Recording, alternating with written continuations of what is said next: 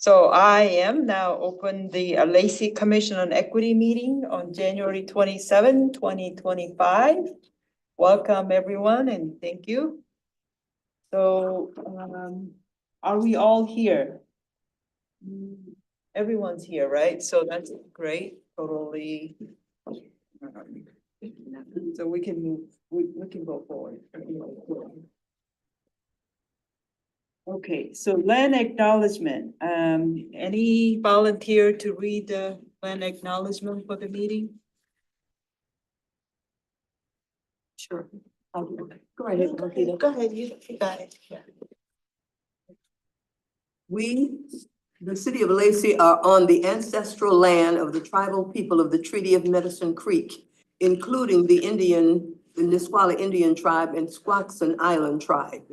We acknowledge and remember those tribal people not recognized today who were absorbed or relocated into other tribes for survival. We recognize the ancestors and their descendants who are still here. We recognize and respect the tribal people of the Treaty of Medicine Creek as the traditional stewards of this land since time immemorial, and their role today in taking care of these lands in perpetuity. We recognize and have the responsibility to call attention to the histories of dispossession, forced removal, and abridged treaty rights that allowed our nation, state, and city to develop as they have today. We recommend that community members read the Medicine Creek Treaty of 1854. Thank you. All right. So going by the agenda, now I will entertain a motion to approve the agenda, previous meeting minutes and consent items. To approve those minutes. Second. Okay. Yeah, It's gonna be your phone. so then it has been moved and second to approve these items. All in favor, say aye. Aye. Aye. All opposed? Okay, then items have been approved. Or, yeah, items have been approved.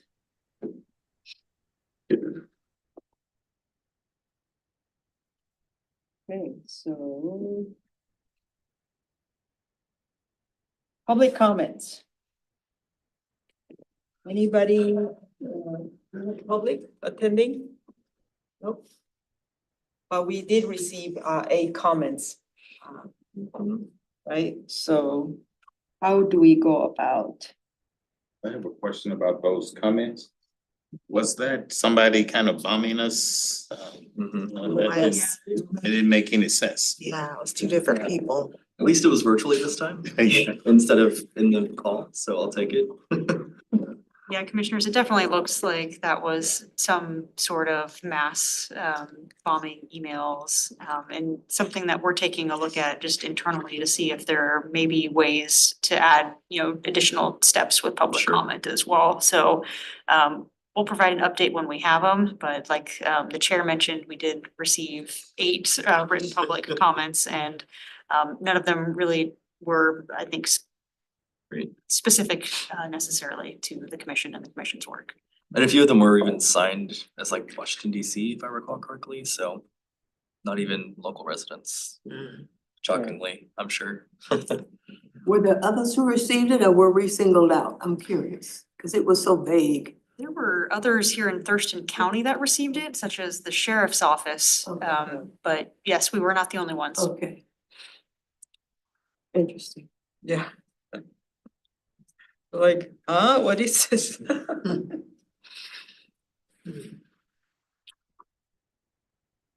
Okay, so then, I don't know, what do we do about that? So Chair, you have nobody here wanting to provide public comment and nobody signed up online. As you mentioned, you have the 8 written comments that you received, so you can move on from public comment and go on to the next item. Okay. Great, thank you. The notes.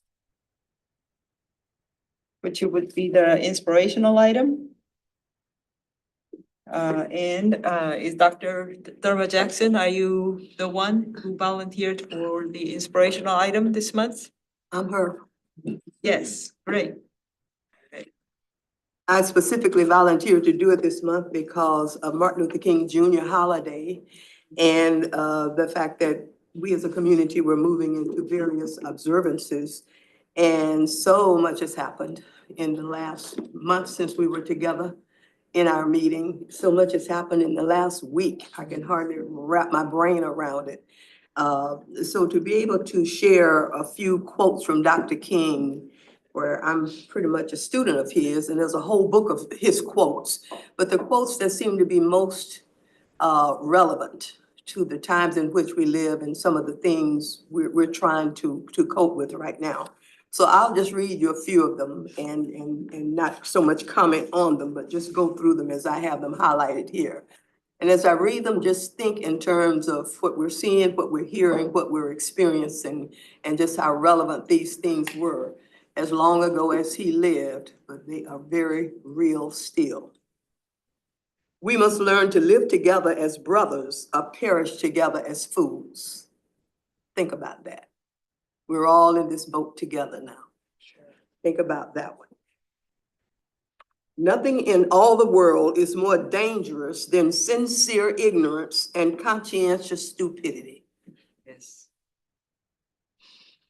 That didn't have the meaning to me some years ago when I first read it, but oh my goodness. Oh my goodness. Human progress is neither automatic nor inevitable. Every step toward the goal of justice requires sacrifice, suffering, and struggle. The tireless exertions and passionate concern of dedicated individuals. That could be described in this Equity Commission for the work we've been trying to engage ourselves in for the last 3 years. Then he says in another instance, he who passively accepts evil is as much involved in it as he who helps to perpetrate it. He who accepts evil without protesting against it is really cooperating with it. Chew on that one for a minute.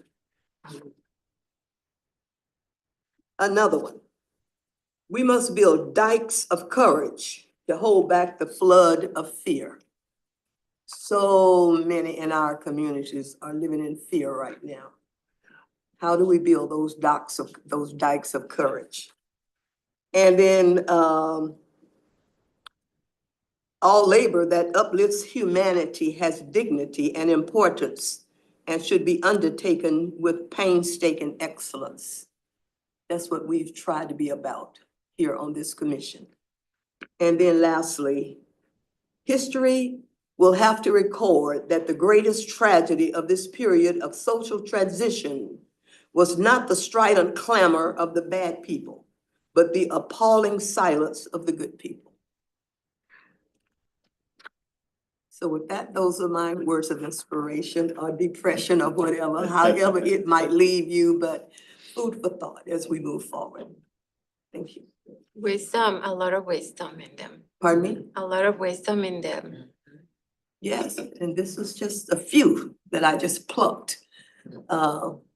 So this man of wisdom, this man of strength, this man of conviction, this orator, this person who left us quite a legacy as a nation. And this past week, a lot of effort going into bringing back people to reflect on what King was really about, not just a day off and a day of service. And so more than ever, we've got some things to guide us if we're just really willing to follow it. Yeah, totally agree with that, what a timing is just perfect where we need to be reminded and just use that as a guidance more than any time before. And that each and every one of us, it's up to as an individual that we choose the right thing to do, because time is always right to do the right. So thank you so much for those quotes and inspirational items. How about anyone for the next month? Anyone volunteer to do the next month's? I'll do the next one. It's Black History Month. Oh, great. I'm full of stuff. Thank you. All right, well, let's move on to business items. We have comprehensive plan updates, outreach result from Ryan Andrew, planning manager.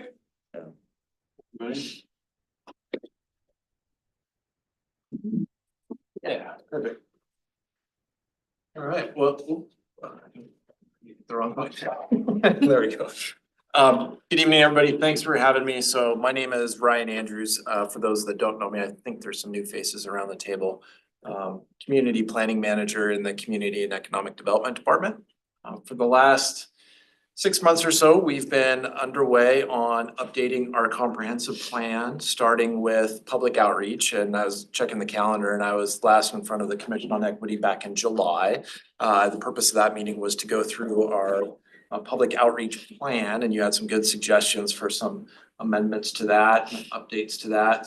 And we've since then been implementing that. And I wanted to, first of all, give you this presentation here today, kind of outlining, you know, the outreach that we've done to date and the outreach that we will continue to do. This is a presentation that started with the Planning Commission. I gave it to the Youth Council last week. You are receiving it tonight, and then next week, the City Council will be receiving the same presentation. So kind of doing a little bit of a circuit to make sure everybody's kind of on board with what we've been doing so far and the direction moving forward. So we can go ahead and get started with the PowerPoint. So as I mentioned, we started back in July. We did a series of events starting in the summertime with barbecue festival, cars and kids, all the way through the winter season with the Winterfest and the Depot Holiday Night Market. We've been getting the word out on our comprehensive plan out on multiple channels. Just about anybody that'll have us, we've been talking to. So there you can see the distribution, you know, including our survey, which is what I'm gonna provide you on most of the details here tonight. So things across the board, and actually Commission on Equity is included in that list as well. Related to our survey though, this is the first time that we actually incentivized people to take our survey. So we started the survey back in the fall, ended it around Christmas time. And I'll show you a slide here in a little bit, but it's interesting. Once we incentivized it with 5 $100 gift cards, how much participation we got in the survey. First time we've done that, and I think it was really successful. In fact, when I was at the Youth Council last week, one of the Youth Council members actually received a gift card.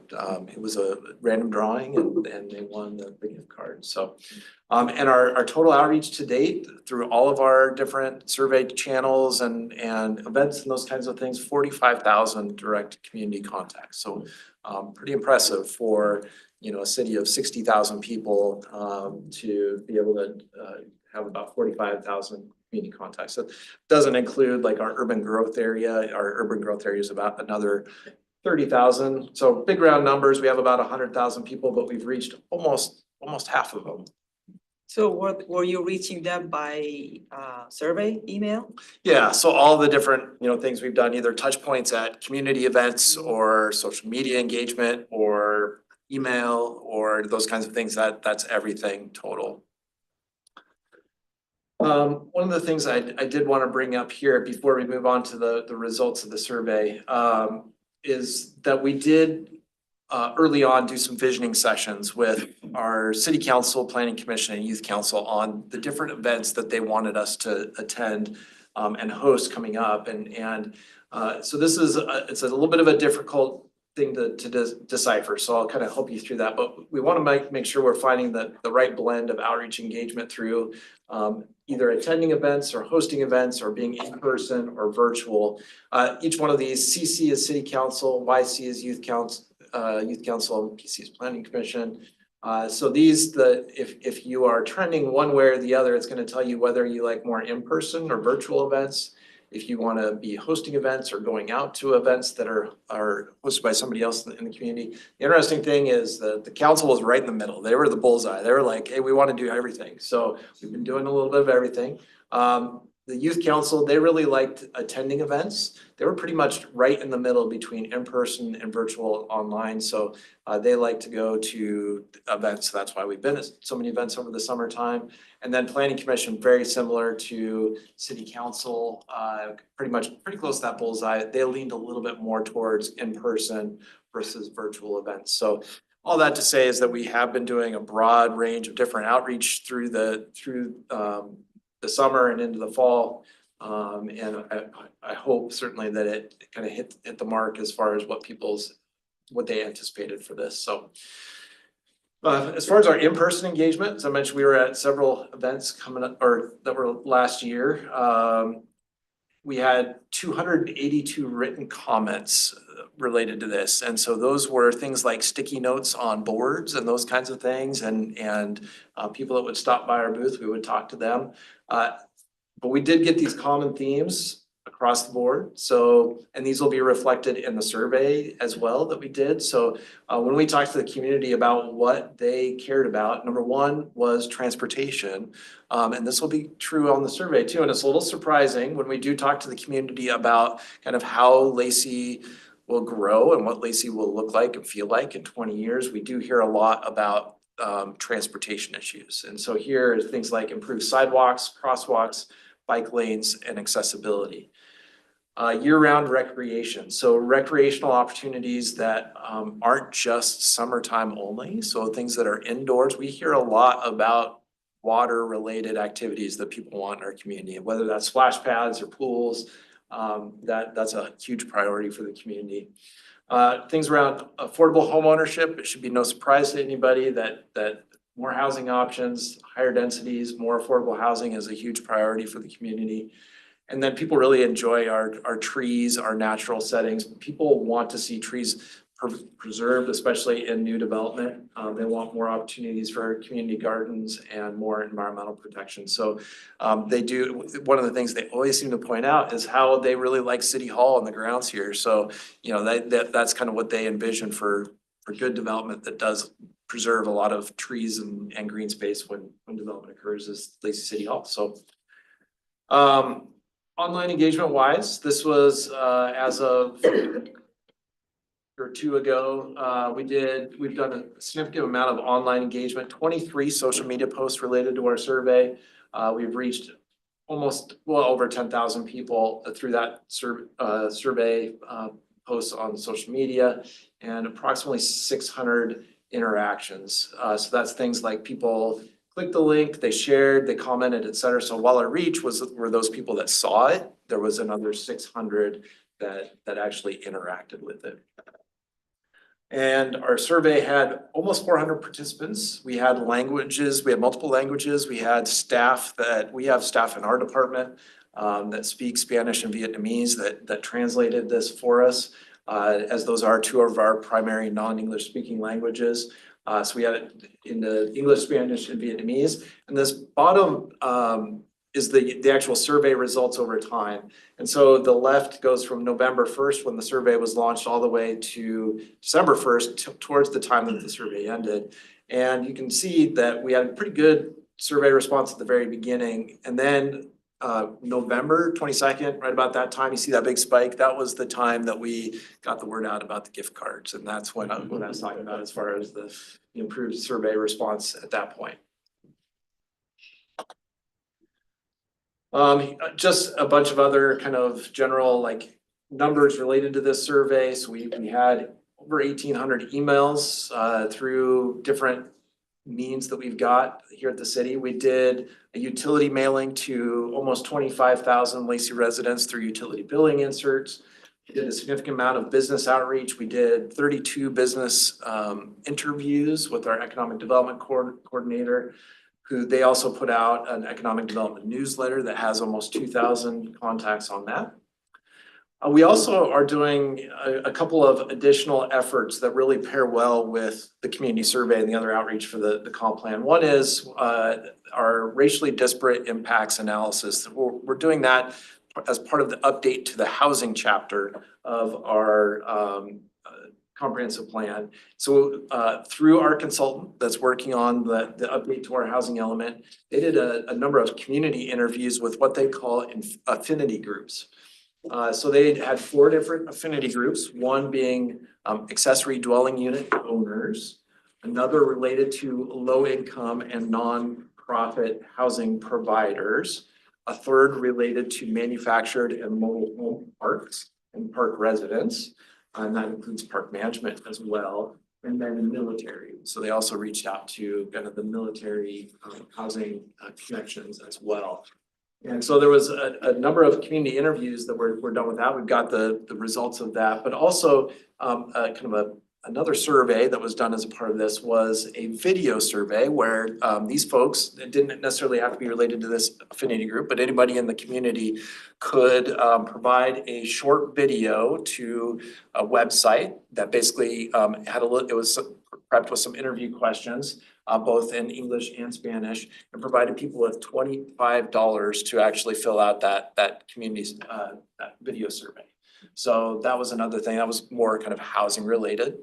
And then another series of listening sessions around climate change and resiliency. So that was related to some groups for climate and other nonprofits and the real estate community as well.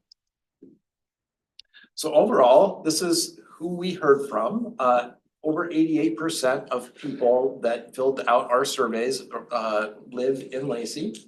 Almost 30% identified that they work in Lacey. So, it could be some combination of people that live and work, some people that just work, just come here for the day, but maybe they live somewhere else. So, really good numbers as far as those two go. The demographics were much in alignment with our community profile. So within a percentage point or two, you can see 77% identified as white or Caucasian, another a little over 7% Hispanic or Latinx, almost 7% Asian, 5% Black or African American. So that is a good, statistically a good representation of the different demographics that make up the Lacey community. Over half identified as female, so we had more women than men take the survey. Median age 35 to 49, and then household income was 100 to 149,000. Interestingly, almost 64% lived in Lacey for 5 or more years. So I think we got mostly people that have been here for some time, which is interesting. But on the right is a map that shows the heat map that shows where those residents live or work that provided the feedback for the survey. So kind of the more deep red, the more surveys we got from that area of town. Just to orient yourself, Interstate 5 runs east-west through Lacey here. So you can kind of generally see the warehouse district out in Hawks Prairie here. The greatest percentage would be essentially what I would say South Lacey, south of Pacific Avenue, Lacey Boulevard, between College Street and Ruddle Road down to Yelm Highway. You can see a smattering. Hawks Prairie has good representation, and then some of our urban growth area that goes out to the east as well. Brian, just to clarify really quickly, if you Yep. go back to that last slide, so this Sure. is just the data from those who took the slide or the survey. Correct. So if they were part of one of the focus groups, that information wouldn't necessarily be reflected. That's on right. here. Yeah. Yep. Good point. Yeah. So this is easy to collect because we asked for essentially people's addresses as a part of it. We asked, it was actually an exercise where you can drop a pin on the map and tell us where you live and where you work. And then the other thing is we also did kind of how do you get back and forth? So we did some transportation questions too. Do you walk? Do you bike? Do you drive? Where are some transportation gaps? So it was a multifaceted question, but ultimately it got us to this as far as the results of the survey and the geographic dispersion part of that. Oh, we also wanted to make sure that we had a good representation between renters and homeowners. So our experience is that most of the folks that participate in city government, whether they be on a board or commission or they be on the council or they somehow interact with the city, a lot of them tend to be homeowners. And so we definitely wanted to focus on renters, being that within the city and the urban growth area, over 34% of our population are renters. So we wanted to make sure that we got as close as possible on the renter side of the feedback that we could possibly get. So we did actually do site visits to multifamily complexes around town. You can see on the screen there, we went to 32 locations and actually met with the management companies of these facilities and asked them to provide the surveys. And they did that through a variety of different ways. They posted posters around their complexes, they did emails and those kinds of things. We also, in the first time in my career that we've ever done this, is we actually did some targeted social media boosts as well. So we actually bought some social media boosts, which is basically, it will identify through the magic of, I don't know, AI and algorithms, they'll try to identify who is a renter. And actually we can push out focused social media posts towards renters. And when we did that, our number increased greatly on the number of renters that we were getting. So 22.5%. So initially we had really low numbers. We had 9% going into mid to late November. And since that point, 22.5 were renters. So it did boost up to almost 19% our renter versus homeowner kind of divide there. Which still is not, it's not exactly 34%, but it's much closer than we were initially. So for us to get the word out about the survey took a lot of energy and effort directed towards renters to get them to participate. I think that's a real gap in our community as far as getting information, because they're not getting utility bills, they're not maybe engaging with social media as much as they might. So it's something that we have to definitely put a lot of energy and effort into to get some feedback on. Okay, any questions before I move into kind of what we heard and what the feedback was? Were there any questions related to healthcare, health accessibility in this engagement process? Not directly. We asked some overall open-ended questions, and that came out in the open-ended questions. So let me get to that, and that may help a little bit. So yeah, we didn't have anything specific, but we did ask, so maybe I'll just start with this and then feel free to chime in or ask other questions along the way. Is that we asked essentially kind of two different open-ended survey questions. One is thinking about the vision or the future of Lacey. What do you think it'll look like in 20 years? And ask people kind of give us a paragraph on that. And the second is, in what ways can the city of Lacey support and improve upon our community's quality of life? So one is thinking about Lacey in 20 years. The other is kind of like, what can your city do for you kind of question. So in that, we've got, Commissioner Jackson, we got number 2, actually public health, safety and social services here. So this is actually a ranked list based on the number of amount of feedback that we got. Again, this is, we got a lot of, this is word bubbles made up of, these were open-ended free-form questions. And so you can see what a lot of the priorities were here, things like the word safe and housing, people, clean, trees, parks, community water, walkable businesses, green. So those were the words that showed up more than others. So you can see that on those word bubbles there. But these community goals, number 1, so we actually, I guess maybe our assumption was we thought number 1 going into it would be housing. We hear a lot of people talking about affordable housing and wanting more affordable housing. So our assumption and what the reality turned out to be were a little different. Number 1 actually was transportation. So transportation infrastructure and network connectivity. Number 2 was public health, safety and social services. Number 3 was housing, affordable housing and urban development. Number 4, sustainability and environmental conservation. Number 5 was community identities, amenities and recreation. And number 6 was related to economic development and local businesses. So I'm not going to read through all the representative comments. Feel free to do that kind of on your own. I'm just going to hit each one of these community goals and generally talk a little bit about what people told us through the survey. So as I mentioned, number 1, transportation infrastructure and connectivity. So better pedestrian and cyclist infrastructure, expanded networks and quality, and requests for accessible neighborhoods with walkable amenities with concerns over sprawl and car dependent developments. And so one of the things too for us, we need to think about when we get these comments back on a survey is, maybe we had, and you'll see it when we get to some questions on where we should put new development, is some people, maybe that share this information with their kind of, maybe they were part of a bicycle club or, that kind of thing, that can tend to skew a survey a little bit one way or the other. So keep that in mind that we try to do our best to hit everybody in Lacey, but there may be, some things that skew one way or the other based on the feedback given by a certain group. But transportation being number one. Number two, public health, safety and social services. So proposals for structured solutions such as shelters and rehabilitation programs. I think this one really deals, I think, a lot with homelessness and how to address that situation. A request for additional law enforcement, mental health, and emergency services. Comments frequently identify concerns over housing, mental health, and crime.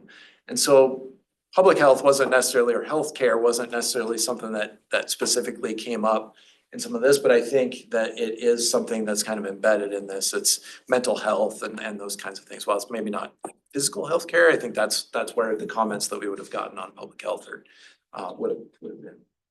I raised that question because a couple of years ago, I don't know if it was this group or some other group that I was with.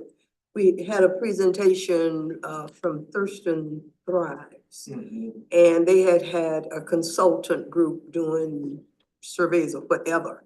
But their report said the #1 public health problem in Thurston County was Black infant mortality. And I said, what's the source of that data? What numbers are you using? Black infant mortality, the #1 public health issue? And the group couldn't answer, said, we'll have to check back with our consultant and see what's the source of there. And I've searched and scratched and I have never been able to get my hands on that report. But it's a large community group. They're saying Black infant mortality was the #1 health problem. So I was curious as to whether or not any of your surveys or comments mentioned anything about discriminatory health practices, discriminatory health services, because I responded to that by saying, I'm around this community pretty much, and I don't know of a problem of dead Black babies. Where's that coming from? So I They think couldn't answer me. yeah, I think I heard something similar, but it was more of a nationwide, not just this regional, local phenomenon. I It think was, I the heard. statement yeah. was, in Thurston County, our data shows that the #1, there were specific, this is Thurston Thrives. And so I pushed it as far as I could. Are you talking about, that's what the consultant came back and told us. So I've never been able to wrap my arms or get any additional data. So I was just curious as to whether anything of that nature came up, since you got good cross-sectional response. It doesn't sound familiar. So, no, nothing, Okay. it does not sound familiar. I'll say though that it's interesting that like we do, so much city planning is about kind of like connecting all kinds of dots, connecting resources and those kinds of things. But one gap that really exists in our community is connections between city planning and medical service providers. For example, like, St. Peter's Hospital, I think, when council's had presentations on how, their services, while I think they've improved in the short term here lately, they've had issues with enough beds and people with really long wait times at the emergency room and those kinds of things. That is all a private business that has no connection whatsoever to, what we do. We can set the stage and hope that at some point, I don't know, maybe a hospital would come and locate somewhere. But it's not something that we have a direct connection with. So, the way that we do connect it is like, for example, things like mental health resources and those kinds of things is through our, community resource unit through the police department. So, there's very, very limited touch points that we have as city planners with kind of the medical industry, which is, it's kind of interesting. I mean, it's because I think it's, the private sector largely providing that service. So. Yeah, I have yet to find a source for that statement, so I was just curious. Thank you, Ryan. Yeah, sure. So the number 3, priority around affordable housing and urban development. We did receive comments here, should be no surprise, related to affordable housing and those kinds of things, but also things around like future development of housing, making sure things don't look cookie cutter was kind of the comment that we got. Wanting to make sure that our neighborhoods have some unique qualities associated with them, and they're cohesive, and that we maintain trees. Those were some of the big priorities. So not only the affordable housing part as well, but also that the neighborhood, for a new neighborhood development, is well integrated into the community fabric and making sure that they're done in a kind of eco-friendly type of way. So building on that a little bit, the next one is sustainability and environmental conservation. So again, the emphasis on preservation of trees, forests, and natural habitats, making sure that we focus on renewable energy, that we do have eco-friendly kind of development business practices, and minimize our environmental impacts. And people really like the ideas around renewable energy and reduced reliance on fossil fuels. So you'll see some of the comments here, things that go beyond just like being a good steward, using less and recycling and those kinds of things, but also things that relate to kind of, the comprehensive plan, especially this first one around 20-minute towns, making sure that people can kind of live and work in the same area, that they can, go to the corner store for a gallon of milk and not have to, drive halfway across town, those kinds of things, so people can exist without a car. Community identity, amenities, and recreation. So people have great interest in our parks. Lacey residents love their parks, and they want greater community connections and local cultural events. So people just feel like there is no gathering point for Lacey, like a place where Lacey kind of comes together. And I'll say I've been here a long time, and I do believe that this used to exist at one time. It was at South Sound Center, where we would have, kind of music in the Christmas time, and you'd have the 3rd of July fireworks, and you'd have the carnival that would come at spring break and those kinds of things. And that was really kind of the community's center. Losing that amenity has meant that has to be provided somewhere else. And so that means that, the city's picked up the 3rd of July fireworks, that's been removed somewhere else. Some of those events that are held at St. Martin's or the community center, they're great, but there's just not that one thing or one place that connects all Lacey residents that they're really looking for. And that's the third bullet there too, is the suggestions for more distinct identity, more gathering areas and community-centric places that people can meet their neighbors and know that they're in Lacey, and that separates us from other communities. The community forum that we organized November 2023 was, right? That's one of the suggestions. They also wanted exactly the same. Yeah. Yep, they want more theater. Gathering places. Yeah, theater is another one that comes up quite often. Like, people love the Washington Center in downtown Olympia, but they want something like that, akin to that in Lacey. Would be kind of cool. Economic growth in local businesses, things that make our commercial areas more attractive and functional. Again, this is a lot around gathering and social events. A lot of comments around grocery stores as well, specific areas of town wanting grocery stores. So this is, I'll say, the Hawks Prairie area north of Interstate 5, Jubilee, Marini campus, those kinds of areas. They feel, I think, fairly separated from community amenities, and they want to have those closer to where they live. And so a grocery store on the north side of I-5 is a huge priority for those folks. People generally also want to support smaller businesses. They want to see businesses coming from Lacey, and they want to support those businesses coming from Lacey versus kind of the more big box kind of stereotypical kind of retailers. They want things that are kind of homegrown, and they really want to support that. And I think our Depot Market, which has the food trucks and those kinds of things between Lacey Boulevard and Pacific Avenue, is a fantastic example of how that can happen. But it takes energy and investment to be able to do that. It just doesn't happen overnight. So that was essentially kind of the feedback we got on the open-ended questions. Any questions on that? Any surprises? Anything that you might want to add? Okay, if you think of anything, feel free to chime in. So the next part of this is around what's called survey geo budgeting. And so we actually asked the community and they answered where will all the new homes go? So current projections show that Lacey will grow by 20,000 more people in the next 20 years, which equals 8,250 new homes.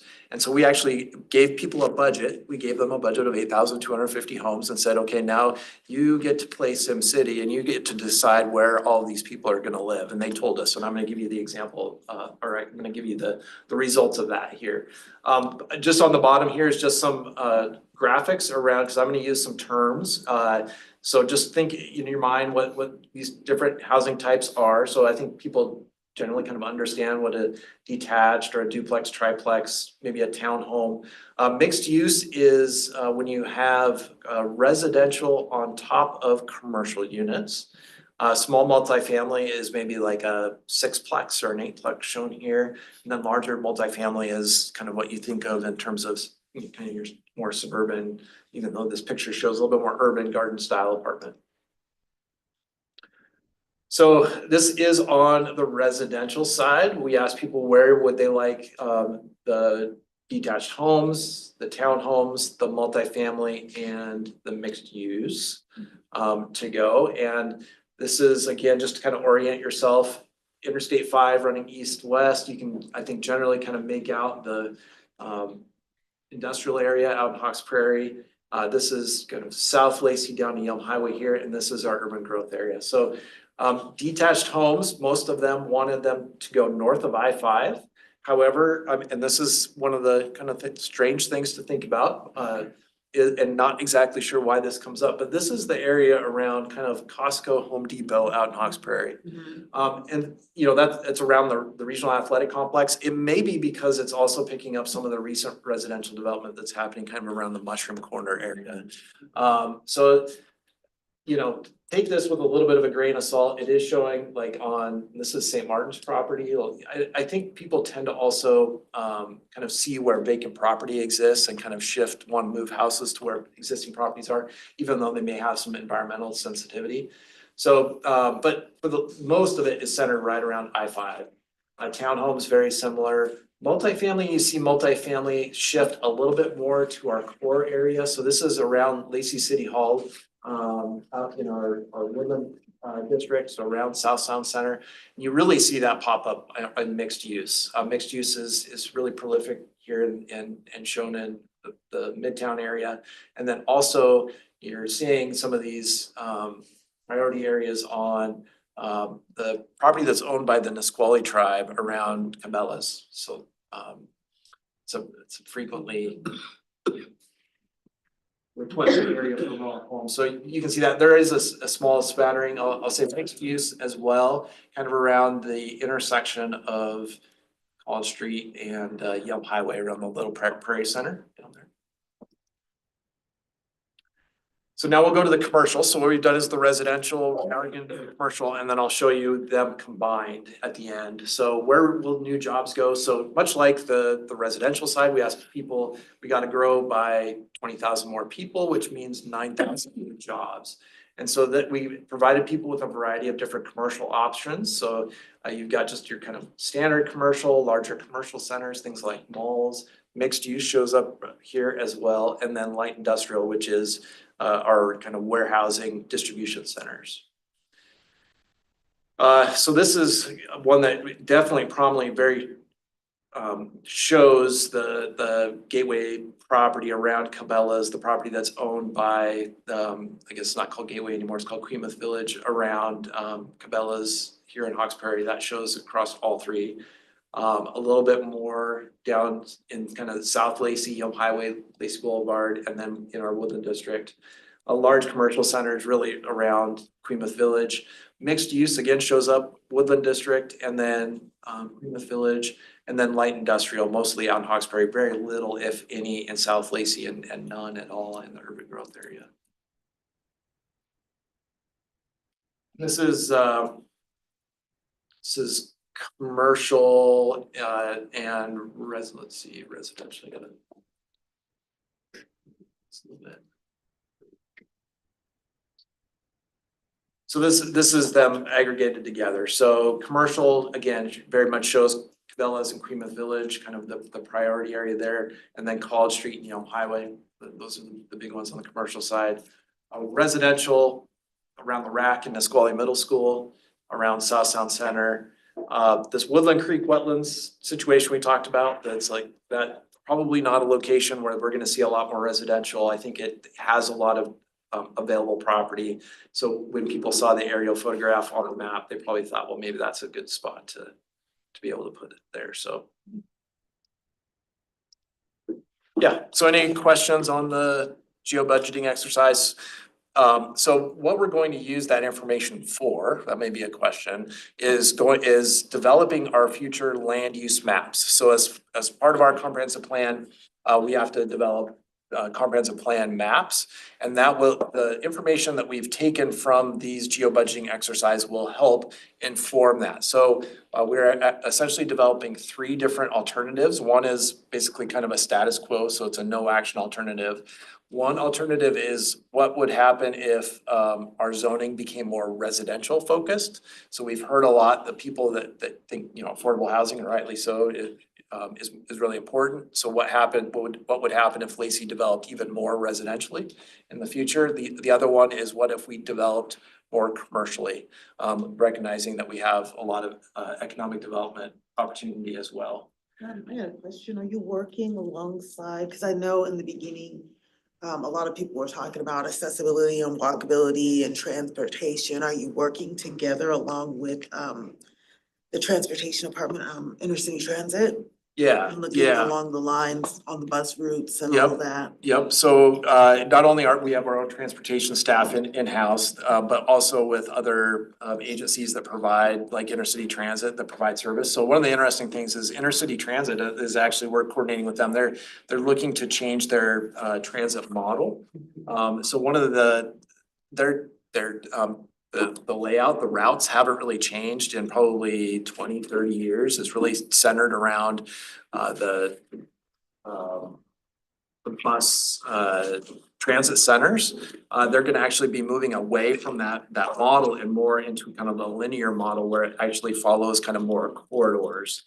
So right now, for example, if you wanted to get to like the west side, chances are you'd have to, from, let's just say City Hall, you'd have to go to the Lacey Transit Center, transfer to the Olympia Transit Center, and then get yourself on a bus that goes up to the west side, versus a bus that goes all the way down the Martin Way corridor through downtown, up the Harrison Hill, and you would only have to take one bus. So a more linear focus versus a more, what they call, the term is hub and spoke model.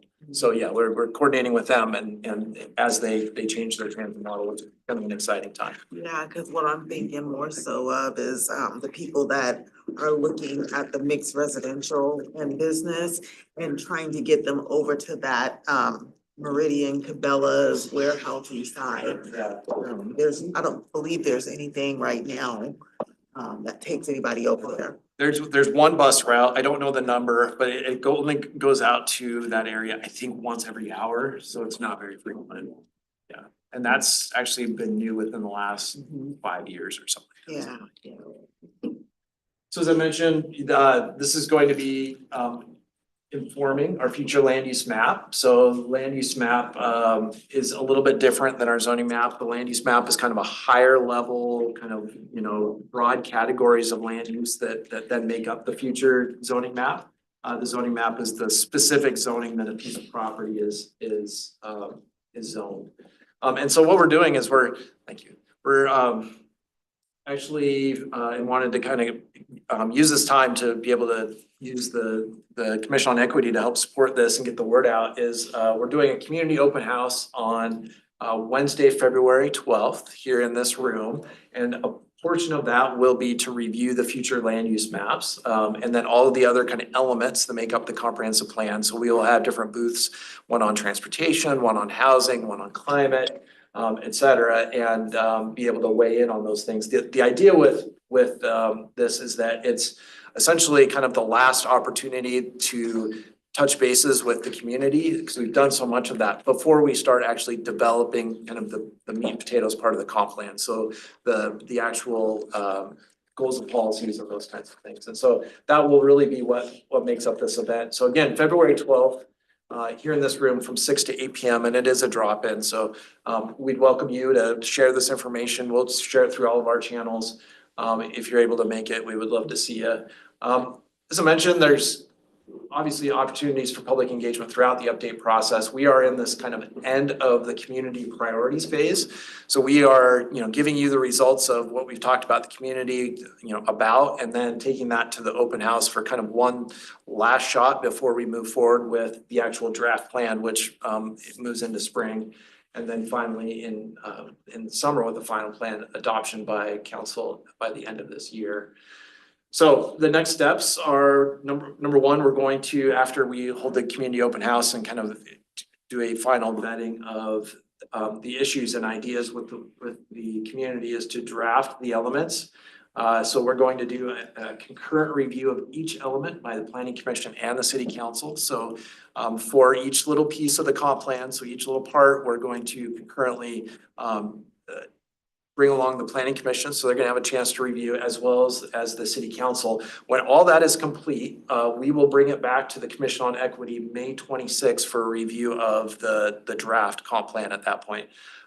May 26th is Memorial Day, so it's on the calendars May 26th, but it's probably not gonna be May 26th. That meeting that is around May 26th, I'd love to come back and share with you a draft plan, because that's the next step, and can expect that I will be back in about 4 months to present that. From that point, once we have it through that concurrent planning commission council review, once the Commission on Equity has a chance to weigh in, then we will provide a draft of our comprehensive plan to the community in late spring.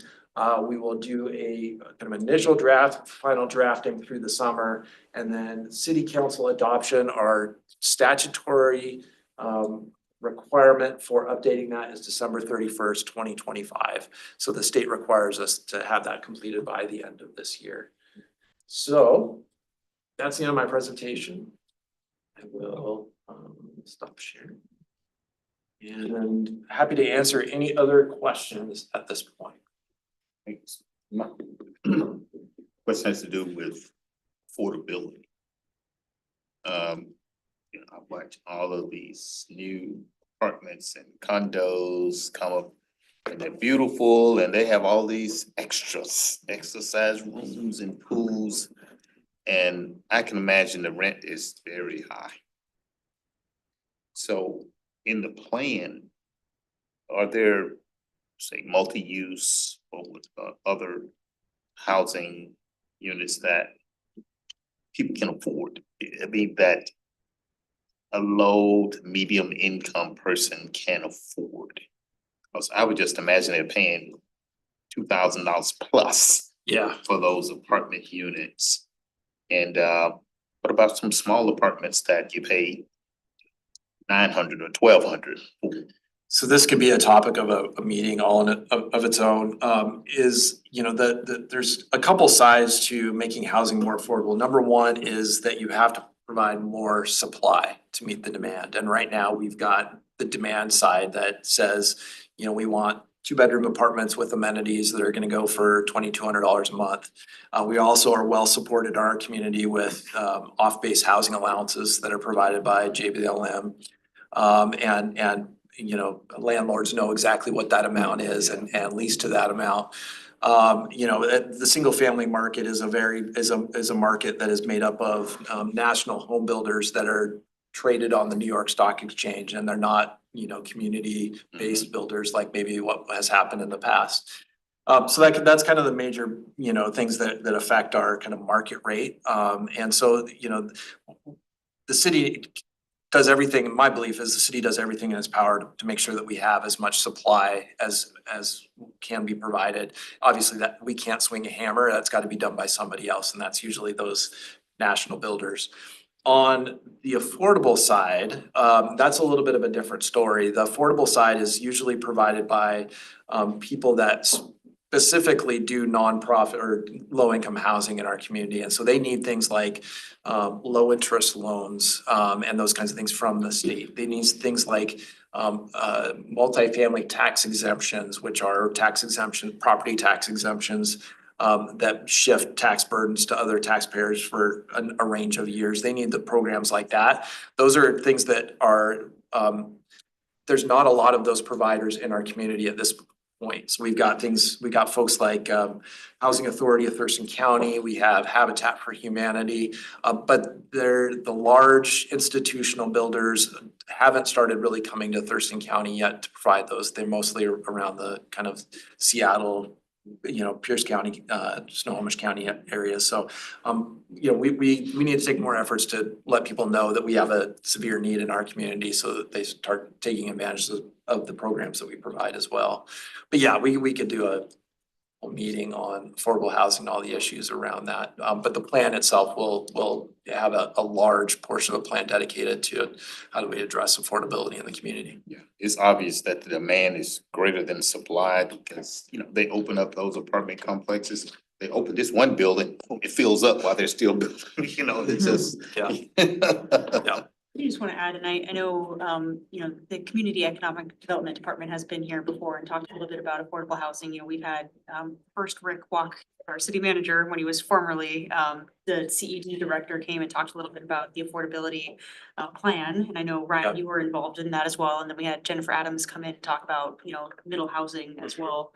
So, like Brian said, we could get into a lot of weeds going into affordable housing, but I do want to just highlight that number one, just as a reminder that we do have that affordable action plan that the city has been implementing. And then also, Ryan mentioned the multifamily tax exemption and kind of setting up the stage for when those types of investors come here. And so, Ryan, can you just briefly give an overview of kind of the expansion that just happened with that program? Yeah, sure. So the multifamily tax exemption is something that we've had in our Woodland District area now since 2014. And we've had a developer take advantage of it a couple times for a couple different projects, for market rate projects. So it's got a market rate component that if you do market rate apartments, multifamily, you get an 8-year tax exemption. If you do a portion of it as affordable, you get a 12-year tax exemption. The council really likes that program a lot, and we did some zoning amendments to our neighborhood commercial zone. So these are 8 different areas around the community that are primarily zoned for things like neighborhood stores and those kinds of things. But now they do allow for some residential, and we do have a developer that wants to do a development, but they need the residential in order to provide the commercial. And so the council is actually going through the process right now to expand the multifamily tax exemption to the neighborhood commercial areas, but only for the affordable portion only. So they're basically saying that, if you want to move forward with a project here and you want to use the multifamily tax exemption, at least a portion of it has to be affordable. And I think that portion is like 20%. So the council wants to use, more kind of carrots to try to get more affordable housing kind of spread throughout the community wherever possible. So it's again, setting the stage. The city can't build it, but we can set the stage, make sure the zoning is right, making sure that, the opportunities are right for people to take advantage of the various programs and those kinds of things is really important. Great, we have a question, Annie?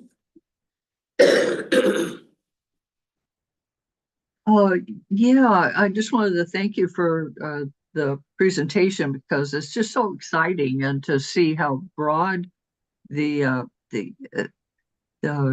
getting the comments, how much work you went to get such a variety of comments in different places. That participation is really great.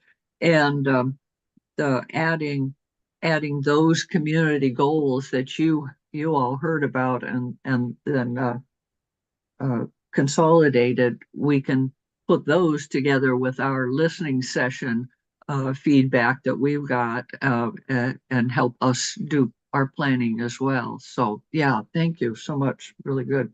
Yeah, glad to hear that it was helpful from that standpoint. I have a question as well, regarding the local businesses and supporting small businesses.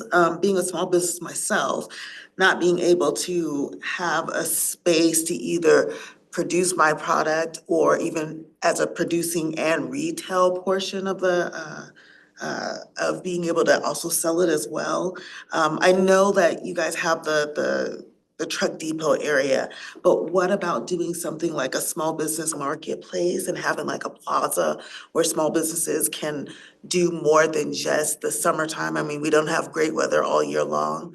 So could we have maybe some type of a marketplace, even if it's a strip mall where people can have little suites where they can kind of produce, sell as well? I see stuff like that in Seattle all the time. And I'll have to look back in my email and maybe send you something that I saw looked like a really good module that maybe we can incorporate some kind of way with that. Another thing that I also thought of too is I was involved in a group, kind of like a cohort, and they had co-working spaces. And I know we have co-working space, of course, that co-working space that I was involved in was up in Seattle. I just couldn't get up there all the time. I know we have one in Olympia downtown, but it'd be great to have something like that down here in Lacey area as well.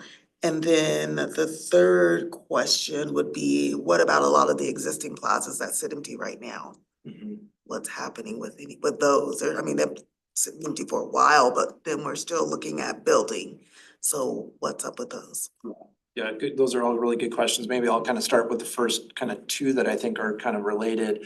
So, you know, we have heard a lot from people that say, hey, I'm doing kind of X out of my garage. I would really like to do that somewhere else and have space to do that. And have it be affordable and not crazy expensive. Just took the words right out of my mouth. The next thing is like, but I want it to be affordable and flexible and those kinds of things. And so, you know, that's where, you know, we as the city, you know, we have a limited budget and resources to be able to do those things. And so that's where the private sector can step in and fill that gap. And that's where, you know, we again, kind of like setting the stage for affordable housing is that we can make sure that we've got, you know, the zoning and the development standards and those things that will allow that to happen. But a lot of that takes the private sector to make that go. Or it's partnerships with like the Economic Development Council or those kinds of things that could help that. Because when it comes down to it, somebody needs to build the building or have the space to go into and make that work. And chances are that's not going to be the city as an organization. So, yeah, so, you know, and then maybe this gets to kind of the third question, which is, well, what about those places that are vacant? What about that? Well, you know, the city can't control what somebody is leasing their property for. And so we can't put a stop on development and say, well, wait, until these things are filled, that we can't allow anything else, right? And so, you know, I know there's buildings in Lacey that I've seen that, since the day they were built, they've never been leased up, but they still sit there vacant. And a lot of that is because of, I don't know, because you know, a developer, property owner, they built that and they paid cash for it and they just don't have the incentive to be able to do that. Maybe they took it as a tax write-off, I don't know, but you know, Or they can't keep it filled, like the barbecue place that's over here on Pacific. I mean, it's gone again. yeah. I don't think they stayed maybe a year and now they're gone, so. Yeah.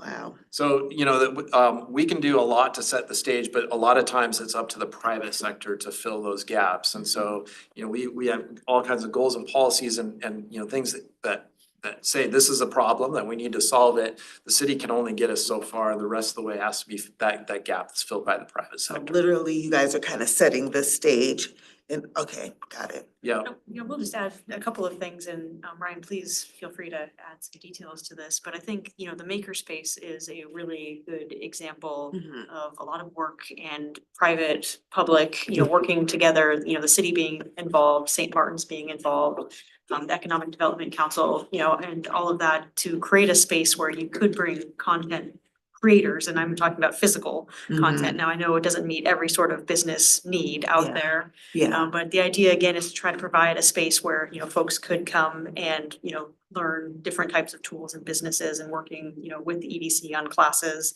in conjunction. And so that kind of model, we were showing here in Lacey that it is something that is, you know, worth investing into, but it also takes a lot of work and a lot of partnerships for that to come to fruition and a lot of time as well. Yeah. So I don't know if you want to add anything on that, but the other point I was gonna make too is that on the food plaza, I think you mentioned, Commissioner Hart, about, hey, we've got this really great space with the food trucks and what does the future of that look like? Well, we are gonna be studying the future of the food truck here in this year. Mhm. And so I think it's gonna be a good opportunity for us to think broadly of, yes, food trucks are working great. How can we enhance and augment that space? And I think the Community and Economic Development Department has done a really great job over the last couple of years by providing, the night markets there on Fridays. So Brian, would you add anything else to that? Well, I'll just say that I think, what we're lacking that next step. So the people that are at the makerspace doing stuff now, but want that space to be able to go out on their own and do their own thing, and or, the person that maybe is doing a food truck but wants their own brick and mortar restaurant. I think those are some things where it's like that next step has a very high barrier to entry, whether that's finding a building, finding a rent that's affordable, those kinds of things that the city can't really get into, but it's a huge gap, and we're trying to figure out, okay, now that we've got some of these things in place, how do we move them, how do we move people to that next step? And that's a difficult step. Yeah, because I think I talked to, who was the guy? He came to the meeting one time. He's actually an employee, I think, here, with the city. Is it Wesley maybe? Yeah, Wesley. Okay. And he had mentioned to me about having a kitchen space where people could come and do, but having somebody to be in there. And he had asked me if I knew of anybody or wanted to be a part of it, or what have you. And I was like, I've got my business. This sounds like another venture that I'd have to do in addition to.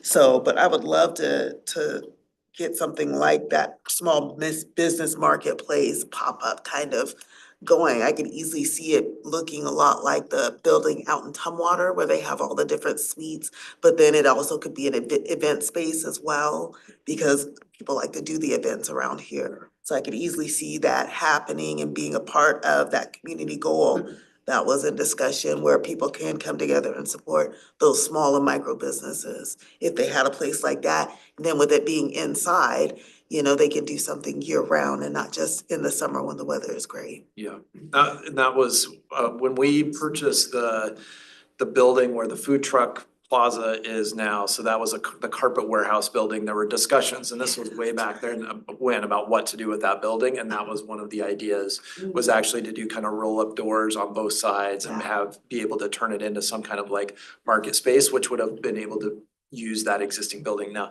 the building itself was not worth saving, and so it's been, demolished, and now there's other plans for it, but absolutely, it's recognized as a need. It just that there's a lot of time, energy, and capital involved that would be involved to try to make something like that happen, and that's something that would probably be beyond the city's capacity to be able to do. Okay, to keep that in the back of my head.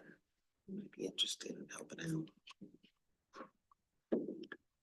Did very much come up, or did anything come up about the whole issue of food, community garden plots, food deserts, ability to have access to fresh, wholesome foods, where, maybe came up under the transportation piece, how far you gotta go to find fresh food.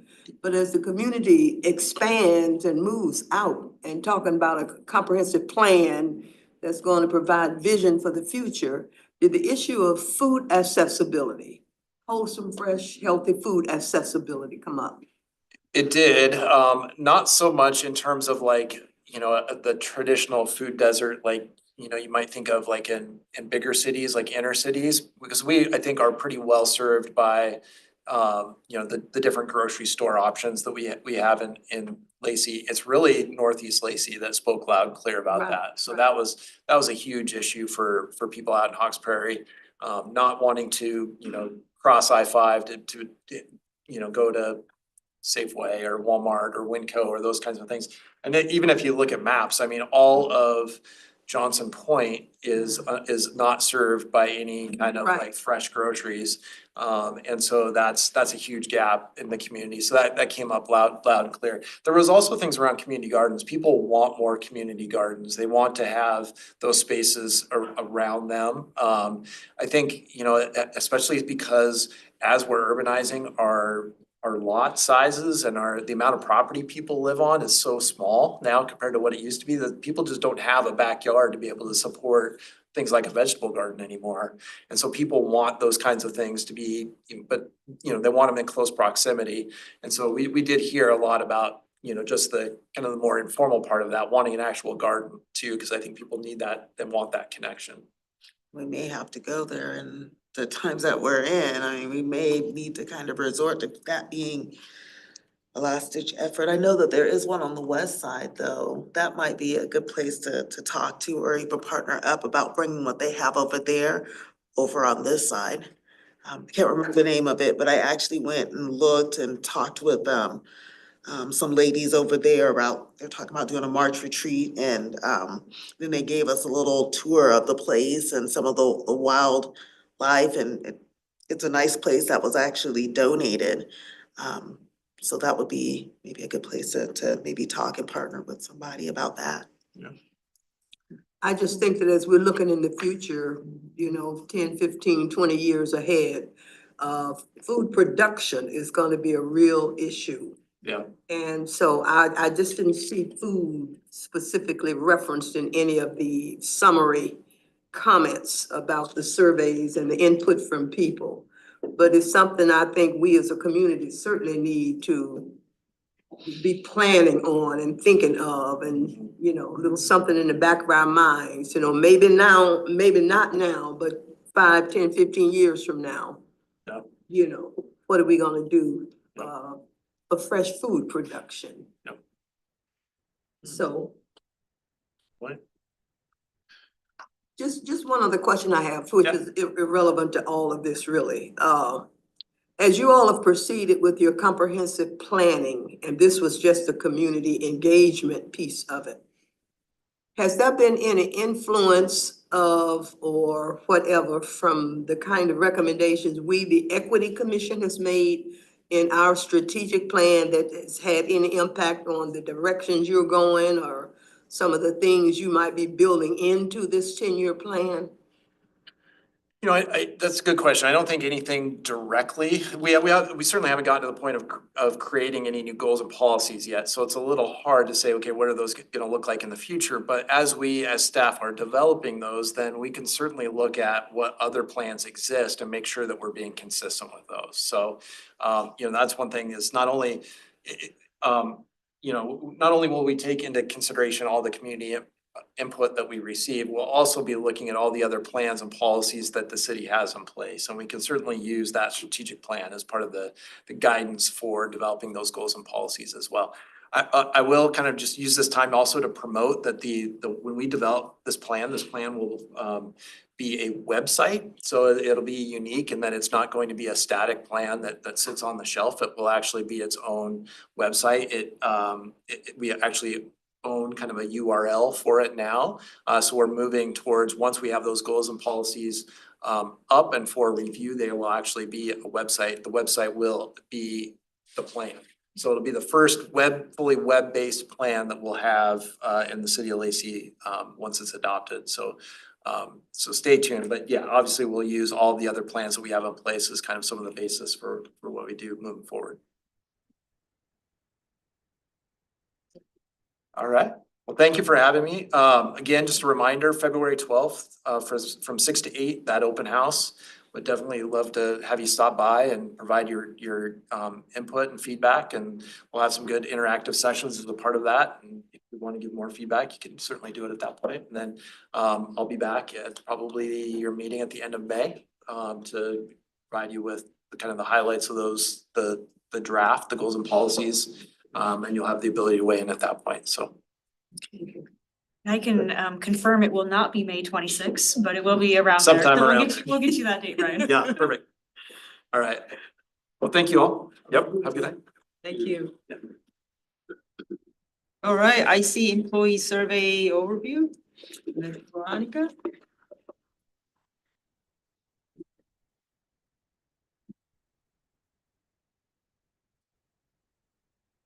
I did one right. I want to share your screen though first.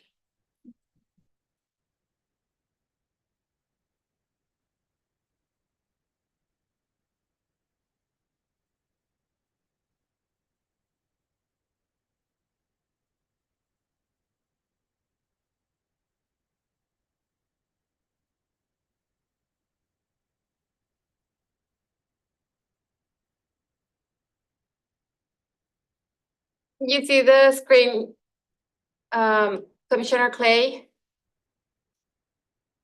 Okay, very good. So we've been working these last months in this is one of the goals that we have for my position and for also as a priority for the council. To create our first employee engagement. So these are the objectives or purposes that we have. We want to hear from our employees. Well, first of all, we want to do it anonymously so that they trust that they can share their opinions and how they feel.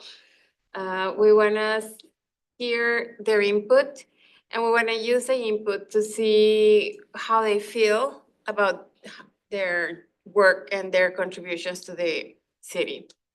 We want to also see how can we build trust, how is the culture in the city, if they feel that they are engaged, if they, how is the morale in the city, things like that.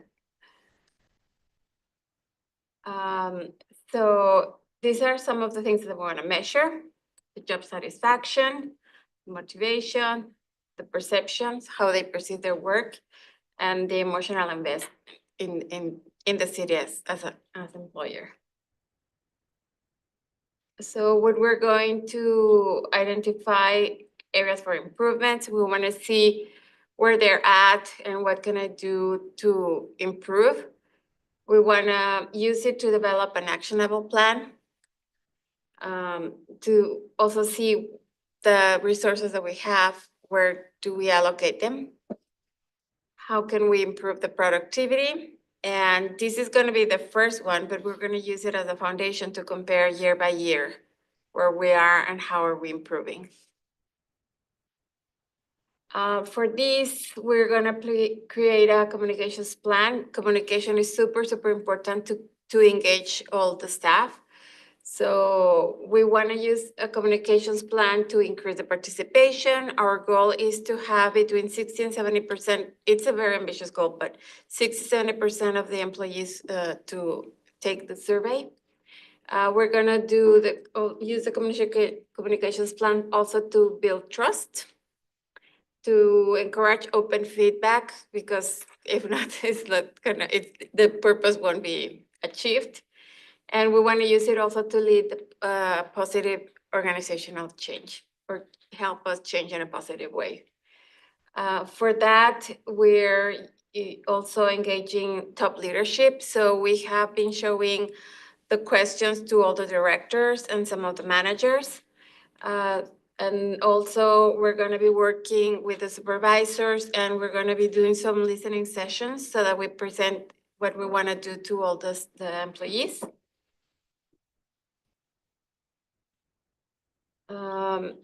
And then we're gonna probably do 2 communications at citywide, probably emails.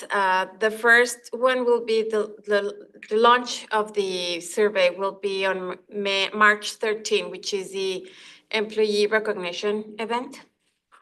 And then we're gonna keep giving updates weekly to the staff to see where we're at, which department has been, even though it's gonna be anonymous, we're gonna find a way of keeping track of which department has been answering the percentages so that we could, I don't know, I would like to see, we could have like a competition where we can say like public works has like 70% and city council 60%, but it's challenging because it's very disproportionate, the amount of employees between departments. So we'll still have to determine how we're gonna make that happen.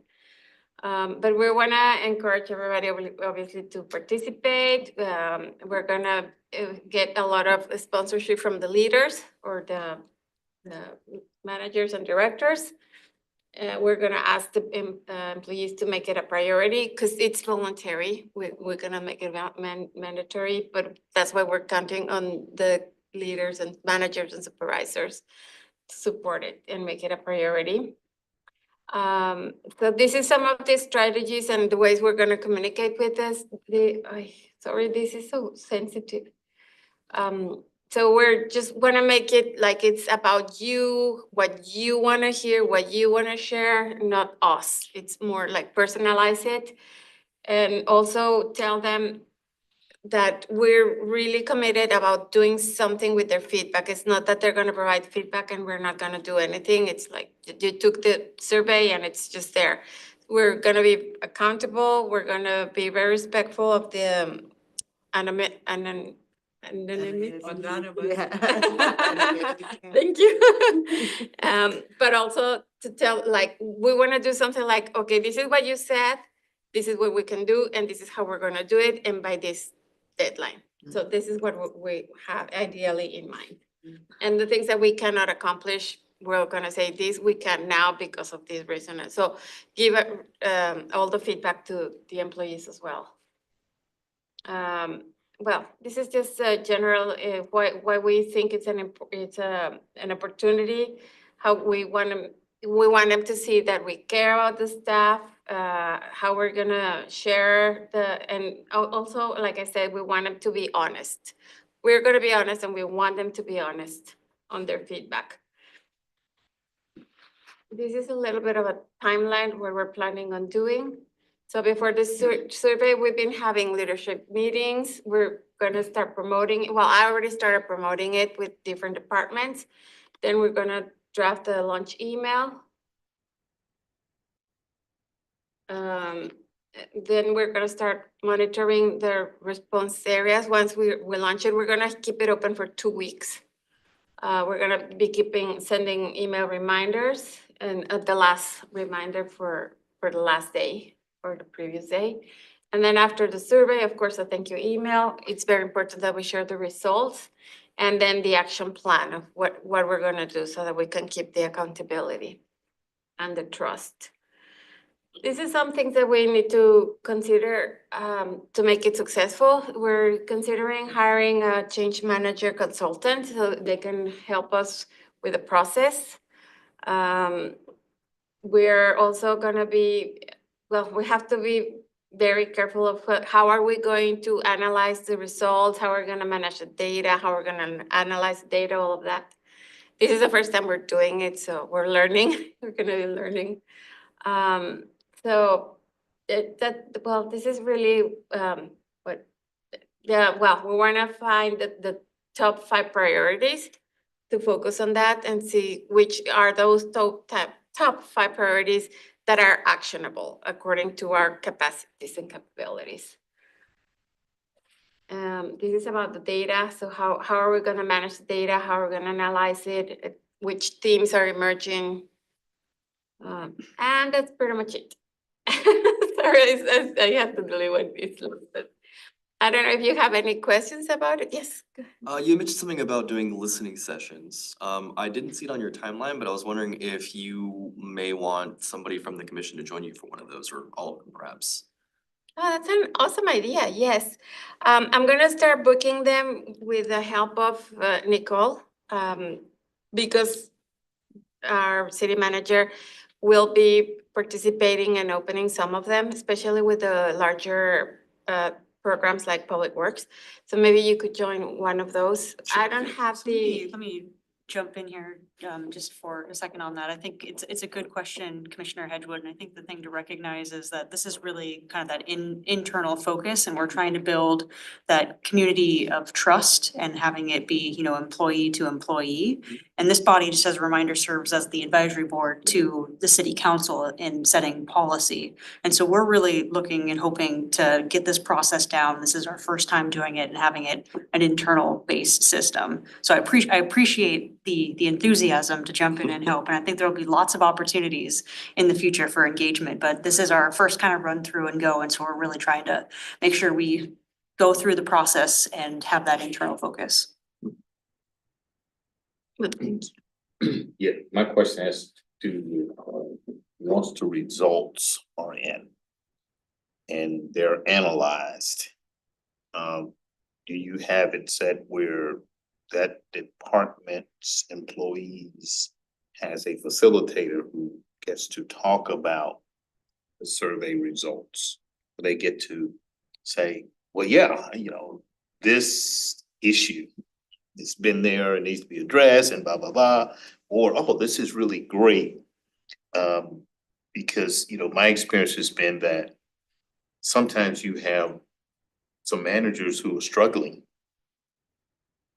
for any reason. They could be relatively new to their role, they're learning it, or they've been in it a long time and, they have a bit of inflexibility, and employees have some concerns and they voice it in the survey. So the follow up and do you have resources in place to now say, we need some development, we need some CEs in an area, or, something needs to change to improve that area or to tackle that issue? I don't have all the answers because I know a lot of, so we have several themes for where could we find the So you want to questions? stop your share? Sure. You can reshare and the questions are on your web browser. And because, the worst thing can happen is employees do these surveys and they put all this stuff in, the results are in, and they hear nothing. So Yes, yeah. closing that loop. No, yeah, that's super important. That's why we're gonna share the results. Yes. Where So should go down, Here? select that one, yep, and it's in a different tab. And I think to follow up on that question, like Veronica mentioned, so the idea is, hey, we're gonna identify, what are those top themes and priorities and make sure that we report out on those. And that, I think your question was, are there resources? Well, I think part of it is we don't know what we don't know yet at this point in time. And so it's really to find out like, hey, where are we right now? And then where can we focus? Because our resources, like Ryan mentioned, are limited, right? So what can we prioritize? What can we do, short term, medium term, long term? And so that'll certainly be a discussion, but part of it is just, we gotta figure out first where what we're the at. situation is? Yeah, Yeah, but I think you can anticipate some need for some development or some other things, some absolutely. CEs, and just have that thinking budget wise. If we hear these things, we don't wanna lose 3 months, 5 months, 7 months searching for a resource, but we kind of anticipate there's a possibility for some of these things, and a lot of the CEs and other things, done electronically, things like that, but, having those things kind of identified or in the back of your mind, because employees says, oh, They said they'd come back to us. right, and Yes. Forgot. so Yeah. this year you get a great Yeah. percentage. And if the loop is not closed properly, effectively, If there's no next year accountability. they're not gonna participate at that level. Exactly. Yeah. Is this gonna be an emailed survey or like, a handwritten one where they don't have to add their No, name, and it's gonna be online. will everybody have access to it? Cause I can easily see the gentleman, I've seen people out working on the streets from, I'm assuming Public Works. Do those individuals have access to email communication here at the city? So the answer is yes, they'll have access to it and they'll have it through a variety of ways. So we're looking at a couple of platforms and some of them are mobile friendly and a lot of our staff have mobile devices such as a phone. But also, as you've noticed, we've got iPads and like having things set up at like the Public Works shop so that people can do it is gonna be an important part of this. Got it, okay. Thank you. Veronica, just if you wanna select that is the one, yep, and then hit your share. So it's then it's your PDF, so the tab up above where it says draft 2025 employee engagement, so scroll up, keep moving up. And then over to there you go, perfect. And then Commissioner, it looks like you had a question. Yeah, I had a question regarding question number 42, actually. Why isn't there an open-ended question or option in that? If an employee doesn't have a question or concern that falls into one of those 12 subcategories, what are they to do? So we're gonna add at the very end, one question that says, is there anything you would like to share that we haven't asked here or that we didn't include here? So we're gonna add one last question. It's not there yet, but we're gonna add it. So that's gonna be the last open-ended question. Yeah. Right. Annie also has a question. Well, without looking at all the questions, I just hope that there are some about discrimination, well-being, safety to bring up issues with their lead. And then just the kind of back to what Cliff was talking about. Sometimes if you raise these issues, you start raising these issues, and workers are talking to each other about it, depending on what those issues are, you just know there's more energy around it than there was before you asked the questions.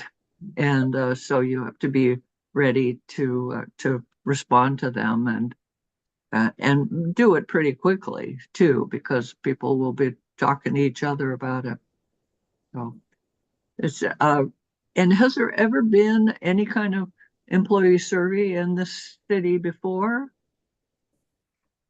I don't think so, not that I know. What about you? So, yeah, Commissioner Clay, not any time recently, if any at all. And I think Yeah. that's why, when we were developing the diversity, equity, inclusion and belonging strategic plan, that this was identified as one of the goals under development and workplace. So specifically, establish a regular 2-year city employee survey that includes questions on work environment. And so this is a step forward in that. So I think just recognizing that we are continuing to move forward in the implementation of the strategic plan. So the short answer is no, but here we go. Yeah, it's really good to see this happening, and we've had a lot of listening sessions to the outside community, and the city workers need to know they're being listened to too. So and could grow in exciting ways. So yeah, thank you. So we're gonna have a total of 54 questions. We have different themes, so I can read you the themes that we're gonna have.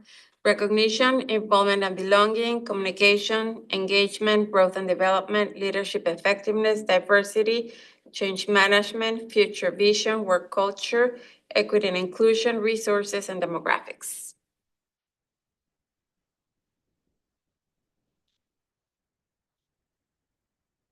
Any other questions? Okay. Will there be anything in there on, I guess that'd be growth and development, yeah. Yeah, I see it, we I do. see it. Yeah, advancements, that's what I was looking at, growth and management stuff, so never mind. So is it the purpose of this activity to try to determine what is needed by way of employee ability to help change the workplace, help change the environment? And in some instances where there are next to no marginalized people or people of color in those departments, you won't have anyone there to give you any input or how they feel they're treated or whatever. But on the other hand, I'm sensing that you're trying to get some sense from the people who are there. How accepting are they of diversity, inclusion, and others belonging?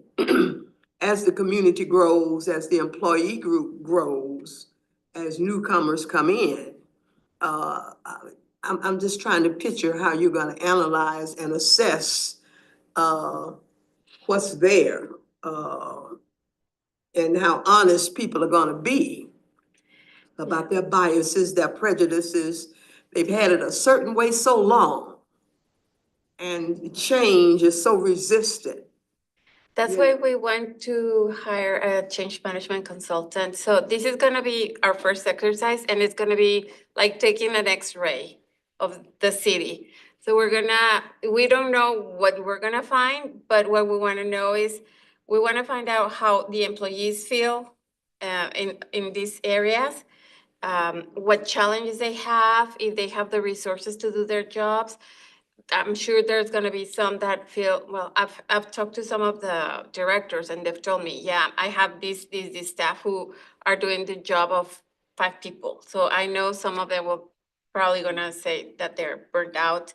We have the limitations, obviously, of the resources, so it's not easy to find the budget to create new positions.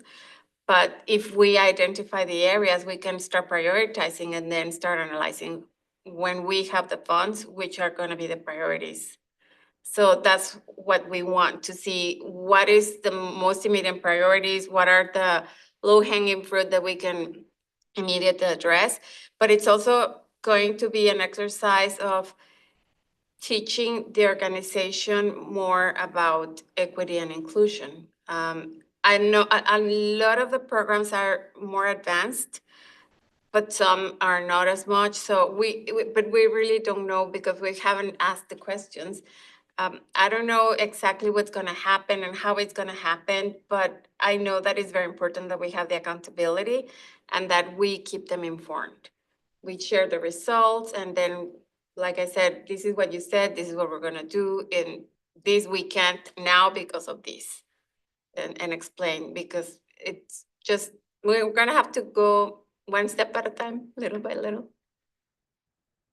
And I raised the question, I raised the issue because when we began talking along these lines and the city making a commitment to DEIB, the proclamations, it was before we saw this gigantic push against DEI on the national level, the political level, where people are bailing out right and left. And a climate that allows them to bail out, where they weren't embracing it to start with, other in words and language only. So that's what concerns me about, the overall purpose of this employee assessments. And I haven't analyzed the questions 1 through 50 or whatever they are. But I'm just curious to So know what we these- hope to achieve The question, moving forward. yeah, the questions, we finalized them before the new administration took power, so that's what it is. But I read the executive order, and it's still supporting the Civil Rights Act of 1964, so it's still a non-discrimination and base of or national origin, race, all of that, so It's it's, executive order. I don't know how From to. Trump? Yes, Oh, Lord. well, it's really what is, it's attacking DEI. It's the executive order about DEI, that it was, the title was about meritocracy, like get the jobs based on merit. I don't remember the exact title, but that was the executive order.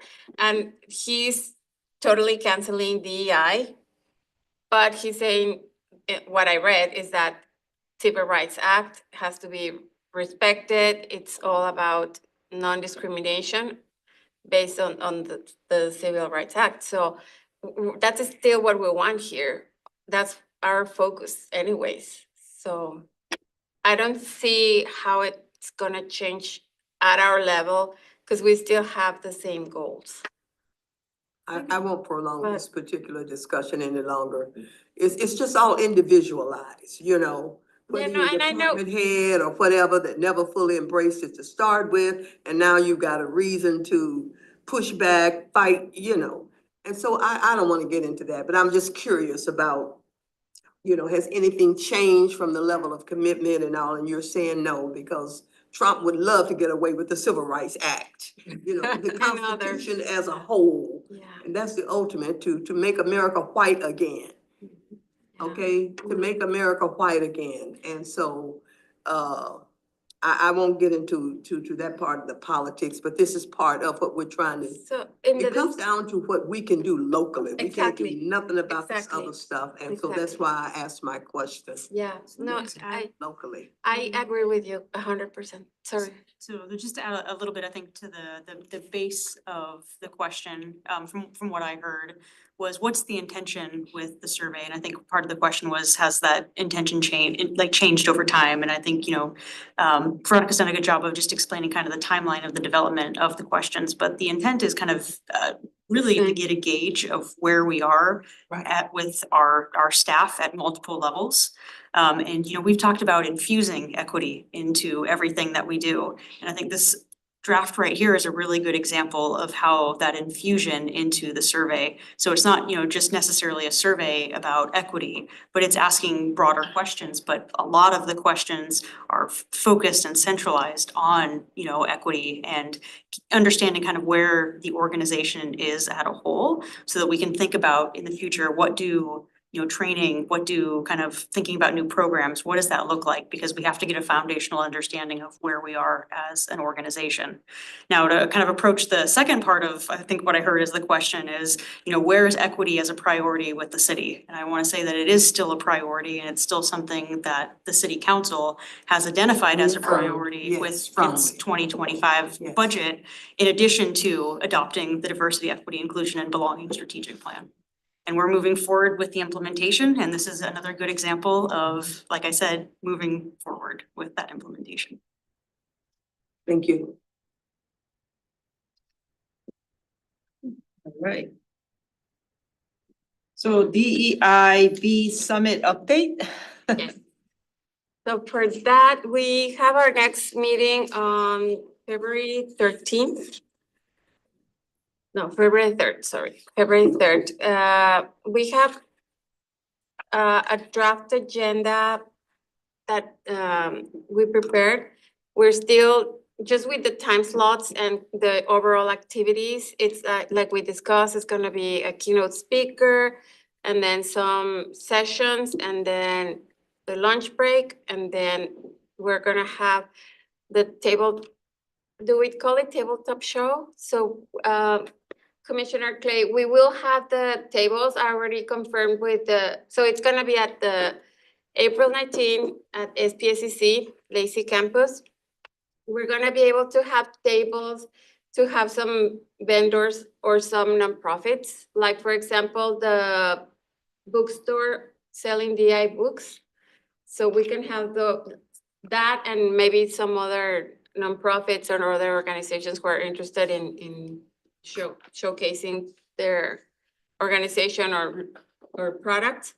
We're gonna have a bigger room for the plenary session, and then we're gonna have 4 classrooms for 30 people each, where we're gonna have the individual workshops in the afternoon. We're creating a document with all the committees, and we're asking once it's created, Keisha from the YMCA in Plum Street. She's creating this document where we're sharing all the committees, and then we're gonna ask each one of the organizers to subscribe to each one of the committees. Commissioner Hedgewood already confirmed that you're gonna be leading the marketing, right?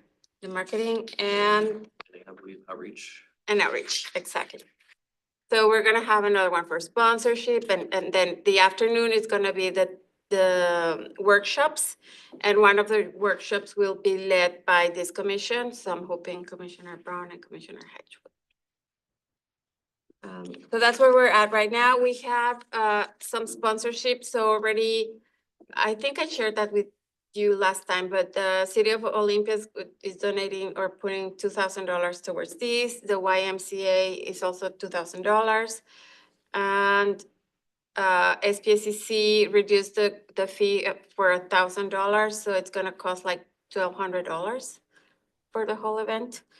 And that's where we're at. I know the League of Women's Voters have some budget to contribute, and also APIC, the Asia Pacific Foundation. and then Islander Relief. They also have some budget. They haven't said exactly how much, but they have some budget, and I'm hoping we will also be able to come up with some budget. Was YWCA in there also, or did I just make that up? Okay. Yeah, there is YWCA. So right now, the ones who are, I can read you the list of the ones who are participating in the meetings, who are like organizers. It's APIC, the City of Tumwater, YWCA, the League of Women Voters, Lacey, obviously, SPSCC. There's a consultant and coach, United Methodist Church, and City of Olympia. So, Commissioner Hegwood, would you want to talk about what kind of workshop? You said marketing and Those Those are are committees. committees committee? to involve in planning the event. Okay. So we have Yeah. different committees. So we have one for sponsorship, one for marketing and promotion, which includes outreach. We have another one for logistics. We have another one for speaker management. And then another one for like music and technical support, for tabling, networking tools. It's like Content different aspects of information, making the that, event happen. And you said this was the 19th of April, Yeah, the SPS. the only thing that with St. the, Martin's. it's SPSC. SPSC. Yes, Oh, the Did we ever one year get lately. a solid yes from her on that? 'Cause Yes, it's still kind it of is, up in the no, air, it is but- confirmed, it's booked and Okay. confirmed, yes, 100% confirmed. The only thing is that it's the Saturday before Easter Sunday. But that's the only date that the facility is available, so we're gonna keep the For a date. Saturday, that's tough. That's a pretty tough sell, Mhm. so. Yeah, April 19th. April 19th, and most likely 9 AM to 4 PM with a 1-hour lunch break. And we're talking lunch provided, correct? Yeah, if we find enough sponsorship, yes. Sure. Has the city of Lacey by chance expressed any interest in also providing any budget for that? Yeah, I already asked and they said yes, they haven't told me how much. Sure. I mean, at this point, even like a soft commitment is fine, so. There's hope for us yet. Yes. Question. When this idea first came up as a continuation of last year, with the League of Women Voters and Mhm. City of Lacey, or was it 3 years ago? The last year, or Yeah, year this- before last? It was building off of the momentum of really, well, it's part of our diversity, equity, inclusion, belonging strategic plan. So it's been in there for a bit, but really building off the momentum of the panel we did last. Yeah. Right. And given the growth in all of the different participants now, how would you articulate the expected outcome at the end of the day? Having brought all these people together, workshops, speakers, what's the expected outcome for this day as an attraction in the marketing and publicity? Well, What would make me as a commissioner want to spend a whole day On a Saturday. coming to that? yeah.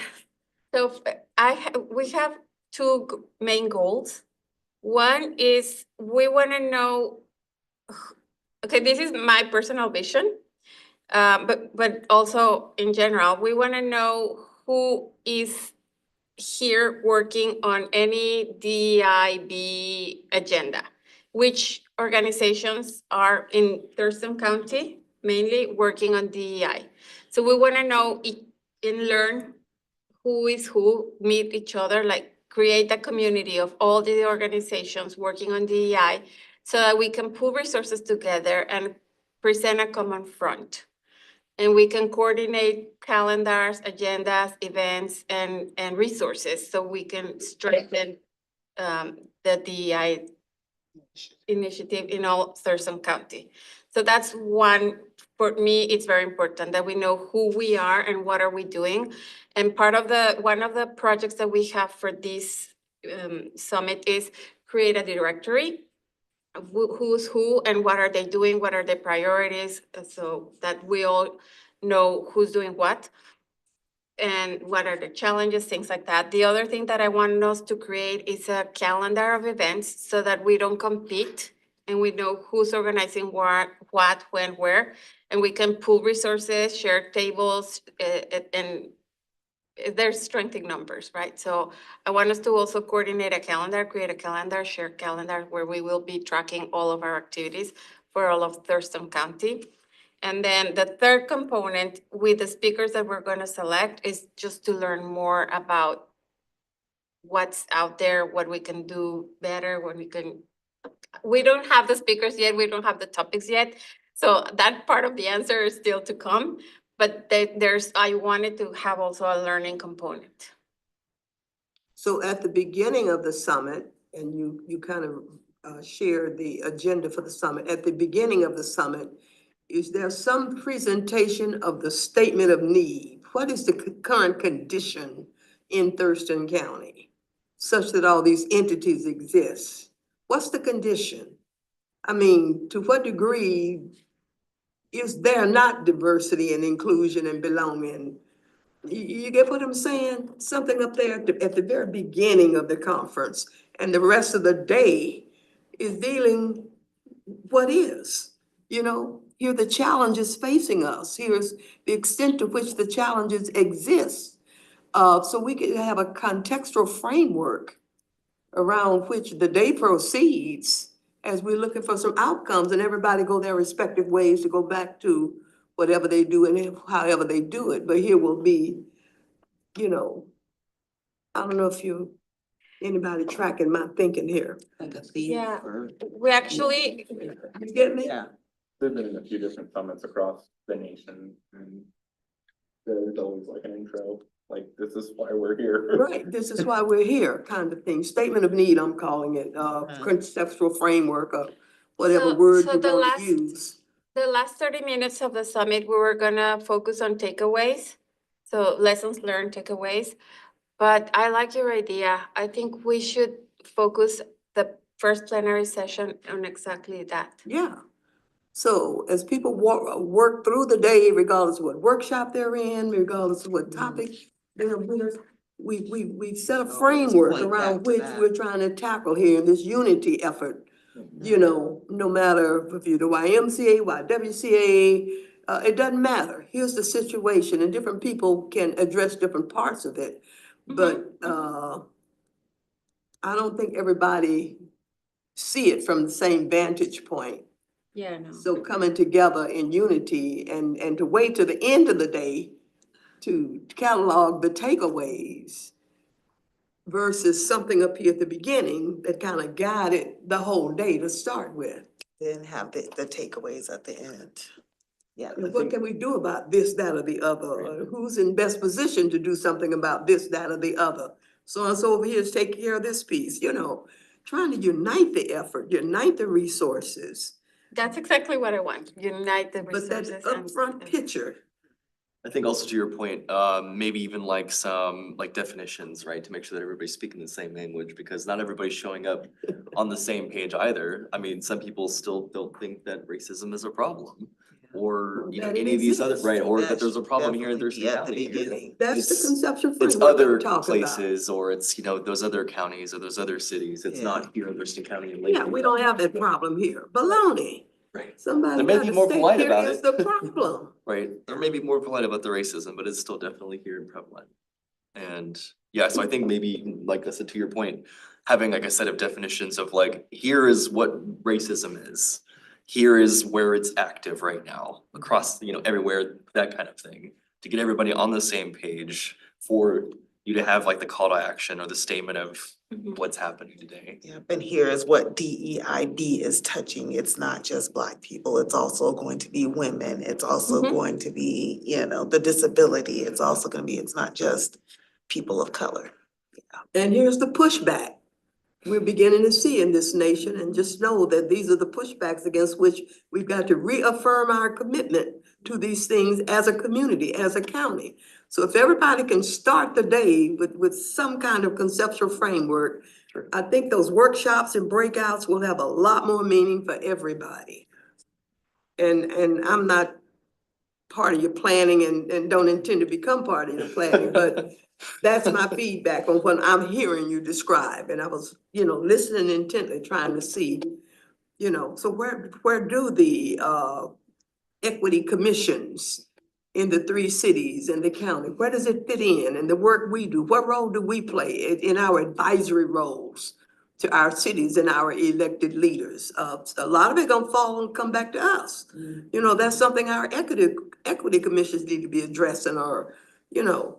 But to just have the equity commissions in a separate side workshop, and we're in there talking to ourselves. And I heard you describe that, a breakout session for the commissioners. Sure. That's not how it started out in the discussion about this equity summit. And I'm just listening to how it has evolved into something that getting us further, and in my mind, further and further away from this sense of unity and this sense of recommitment and this sense of reaffirmation. So I'm done. Commissioner Clay also has a question. Sorry, can I just, really, Commissioner Jackson, I think that was a really good comment. I certainly saw Veronica taking notes there on like, hey, let's talk about how do we set the context? How do we set the stage? I just want to go back to that last statement of, you know, hey, like the commissioners in a workshop by themselves, and just say that that's certainly not the idea, right? The idea is, and I know talking to Commissioner Brown, and maybe Commissioner Brown wants to give a little bit more perspective on this, but it was really about how do we give a platform to engage grassroots leaders in these type, because we need you all, right? You all are here, and we need to continue to build these pipelines and develop them and get more voices across the board. So I think part of what I heard from that workshop especially was to highlight, like, how can you be involved? How can you help make decisions? How can you work together on certain items? You know, like you were talking about, you know, creating that unified front. How can we find out what are common issues for us to prioritize so that we're all not, you know, spending resources, you know, across the board, but we can be more efficient with kind of what we do so we can go further with the limited resources we have. But Commissioner Brown, I'm gonna turn it over to you to see if you had any comments. Perfect example is at the Martin Luther King celebration, when the Thurston County Commission, whoever he was. Chair of the commission. Yeah, talked about the mistake they made with hiring someone in to do their DEI.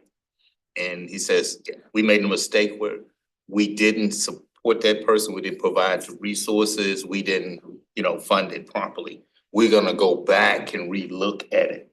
So those are the types of things with our commission, you know, Olympia, whatever they have, Tumwater, and some others, to talk about how do you develop a relationship with your city council or whomever, so you can have some, you know, goals. You have something to work on. Maybe you do your own plan. And to have an impact in your city. But if you don't have that support, then ask the hard questions. You know, are you serious about it? If so, you know, what are the resources you're gonna provide? How are we gonna support it? What's the communications between me, and many of them have one person or two. You know, how are we going to work with your council or whomever to show that we're serious about this and give us a platform to have some impact on the community. We don't talk about those things, and I'm thinking the takeaways from that type of session, going to those municipalities, is gonna have an impact. It's gonna draw their attention. And they're gonna have to say, yes, we're serious about it, or we're not ready, you know? But to have people, you give them a title and you don't give them support, that's no good. Oh, especially when you're talking about the municipalities are real small, you know, Tenino, Bucotas, they're not at all nowhere where Olympia, Lacey, I mean, you know how they saw us when we went to that big panel. Now, and that was Olympia looking at us. Now think Tenino and Bucota and Rochester and Yelm looking back, trying to put forth a DI where they may get pushback. Not from, you know, the city people, but they may get pushback from the actual community. So, yeah, I kind of think at that level, maybe with it. You're just having you know, the name and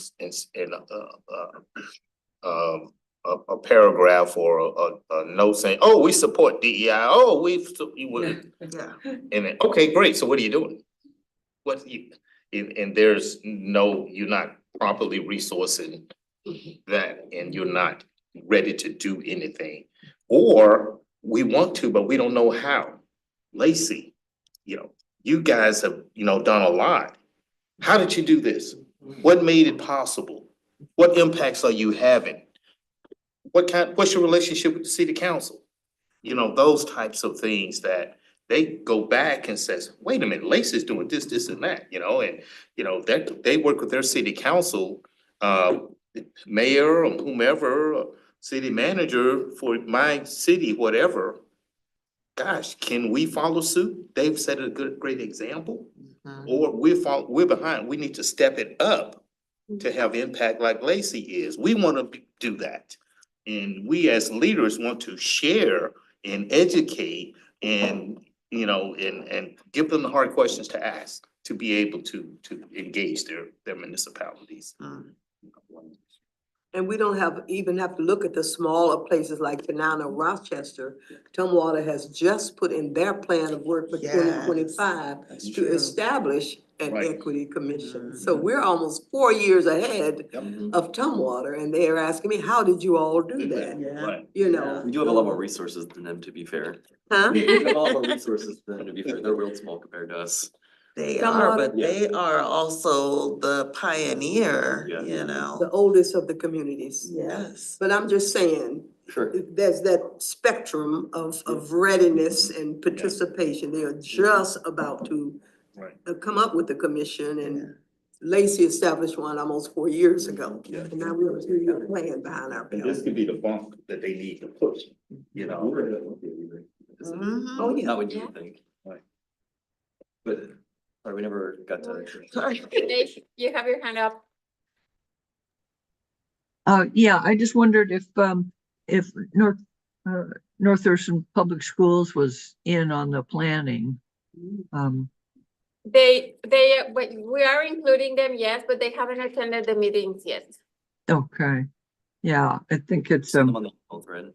yeah, it's really, I hope they come, and I hope there's some support for teachers of color and, you know, Yes. some different things, issues. Okay, thanks. There's another hand up on the screen, Kim. Oh, yeah. Kyrian Sills Power. Oh, yeah. Here. Sure. Hello, can you all hear me? Yes. I just wanted to kind of piggyback off of what other people were saying, about how it's a lot easier to say, yes, we are accepting, but it's like, are you really?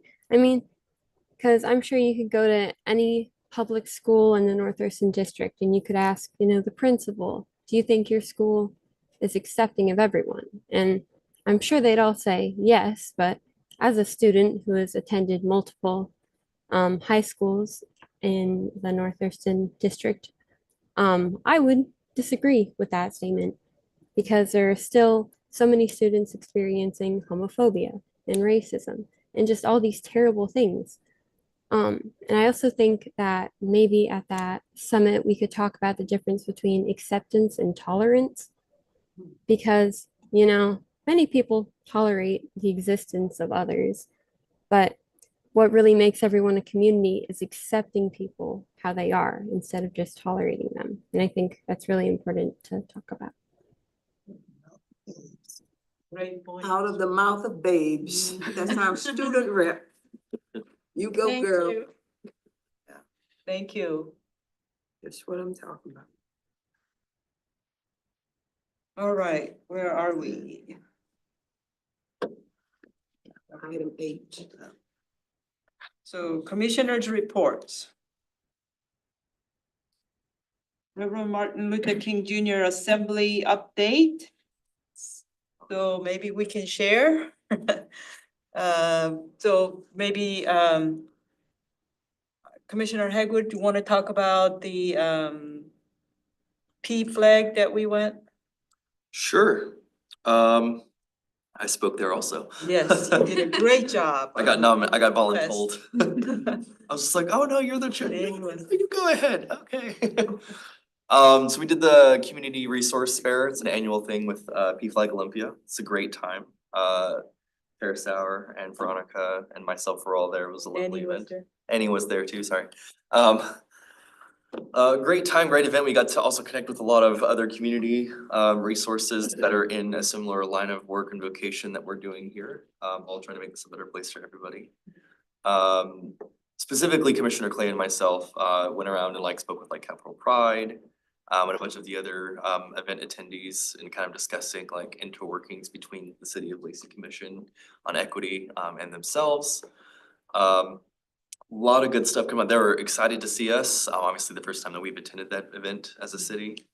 They're happy to have us back next time, of course, and they're actually planning on doing more than one annually, so that's exciting.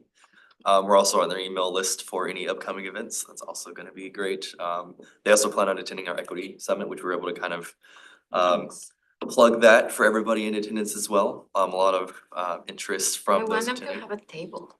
Yeah, yeah, oh, there's probably a few people that were attending, I'm sure that would have a table more than just P-Flag. Yes. So some of the organizations and also just the attendees, local community members were very interested in this summit as well. So it's a really good touchstone for us to kind of like gauge a feel for interest in the community and also like what the needs are in the community for those that are underrepresented and historically marginalized. So lots of great feedback, I think. I'm sure the other commissioners, Veronica, would agree. We heard a lot of really important stories and met a lot of great people, so. Yeah, that was a great event. First time for me. So, so yeah, a lot of learning and getting to know, so that was great. And then we also went to MLK Junior Assembly at the Comachin and also North Thurston. So maybe you guys can talk about. Yeah, that was a great time. The youth were very attentive as we were speaking on, you know, the things that we experienced growing up and our experience and our why for wanting to join the commission as well. And then just really getting to chit chat with people as we were leaving and I know I particularly had a student come up to me and tell me how, you know, she thought our stories were very inspirational. She gave me a hug. It was a great time. So I really enjoyed that. Didn't realize how much I like public speaking. I was really impressed with Camachi Middle School because from the time we entered the hallway, they had pictures, they had all kind of stuff, you know, Martin Luther King and different things. And then they had on that big screen slideshow with, and they ran a video, didn't they? Yeah. That gave some information, background and things along those lines. So I thought that was very good. I mean, it was a Martin Luther King Day for the school. They had put some effort into it. So I'm sure they were learning all that Leading up, leading yeah. up to it, not just show up one day and you do it and you go, you go away. So the students were, very attentive, and I thought it was a good event. And then going over to North Thurston High School, they had very good preparation, and wow, having a lot of kids there on both sides, it was a lot of them there. Yes. But to be able to speak and share with them, and then they had a full program. They had, was it a diversity club? It was It was a multicultural club. multicultural club. Bilingual. Yes. Bilingual that did some presentations in different languages and things, and there was some presentations. So it was an event. It was just show up and have some speeches and go home. So there was, a lot of learning. Yeah, And they then did the showed full Amanda Gorman speech as well, so it was kind of timely because last month Commissioner Clay actually read an excerpt from that speech, so to hear the whole thing, and it was I think it might have been the leadership of the Multicultural Club that did it, and they kind of stood in line and took section by section, and it was almost spoken, well, it was spoken word because her poem was spoken word, but they would say parts together and then say parts on their own and switch and rotate, and it just was it was pretty awesome to see. Do love that ball, Mhm. that we climb. Yes. So it was a real enjoyable. And sure, well planned by the schools, and it was just a joy to be there and to see them, preparing for us. And thank you for connecting up with the high school, because we were just really supposed to do the middle school, so thanks for putting that together. Always asking. I wonder if they're doing anything for Black History Month, that perhaps we could Ooh, yeah, talk to them about getting something involved in that. Just a secondary thought. maybe.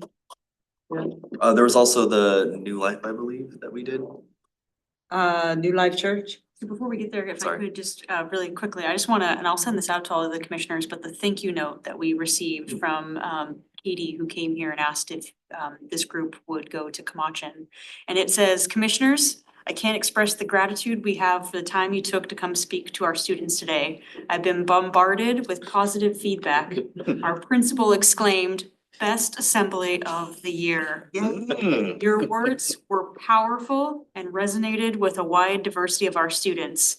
Each of you shared an important message and did so with energy and grace. Thank you so much. We would love to continue to build a relationship with the commission and connect our students with you." So well done. And maybe that's. No, what I we was get in really here, impressed start with communities. Camachin. Yeah. How much and then the thank you note, and that was like personally written for me. Yes. Commissioner Sauer. It Yes, wasn't thank just you. like, Signed by all the and that youth. meant a lot to me because they were so well prepared. I mean, that's part of learning from these children to be, learning the hospitality and inviting people, actually attentively listening. The whole thing was a great experience as well. Yeah, I got a note from the teacher at North Thurston High School thanking us. Nice. Oh, okay. Yeah. Oh, he So I just didn't know did if that to you. You didn't share it. Jeez. Jeez. They've been after me for a while, the principal. And, Okay, well, good, great. Well, with all of that, I think, the youth will probably also put that out, because they're gonna be going on to other schools down the line, so we might get some more requests to do stuff like that for different things going on. Yeah. Yeah. That was great. Mhm. And then also, of course, our very own Dr. Jackson's speech, I heard twice and third time, 3 times this month, didn't we? You did what? I think I heard you 3 times this month. You got 3 speaking engagements and only told us. Well, I mean, including that, was it twice? You heard me in South Puget Sound, that's Friday night. Yes. That's the only time I spoke. Okay, all right. And then at the church. And then at the church, Which yeah. was a great event as well. Yes. I especially, of course, I love your speech, totally inspirational. you. So honored to be spending time with you like this, because I know that how passionate and powerful person you are. So it's really honored to be here working with you. I think it'll be in history in somewhere. We'll say we work with. Well, I was gonna participate at the schools with you all, but I opted out because I had that commitment to do, but sounds like the commission was well represented. Thank you all so much. And the kids are talking about it, I'm hearing about it. Oh, great. Yeah, some of your colleagues came to our schools, that kind of thing. So you did good, you did good.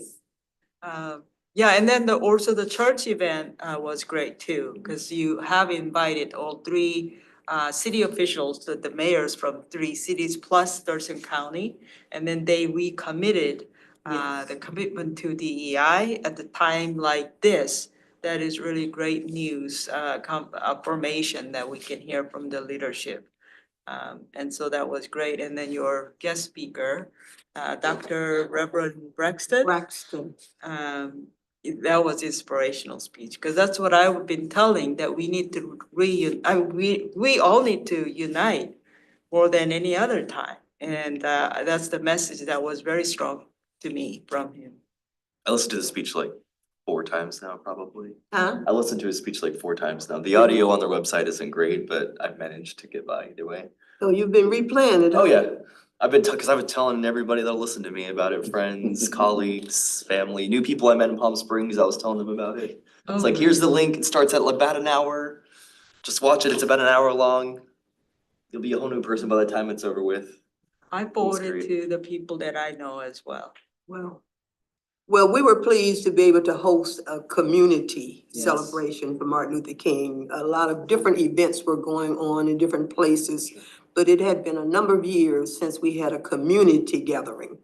And so we were very delighted with the response, not only the elected officials, but appointed officials, organizational heads. And the feedback has just been tremendous, just overwhelming. And it gears us up for what we're planning for Black History Month, which launches on Saturday, the 1st.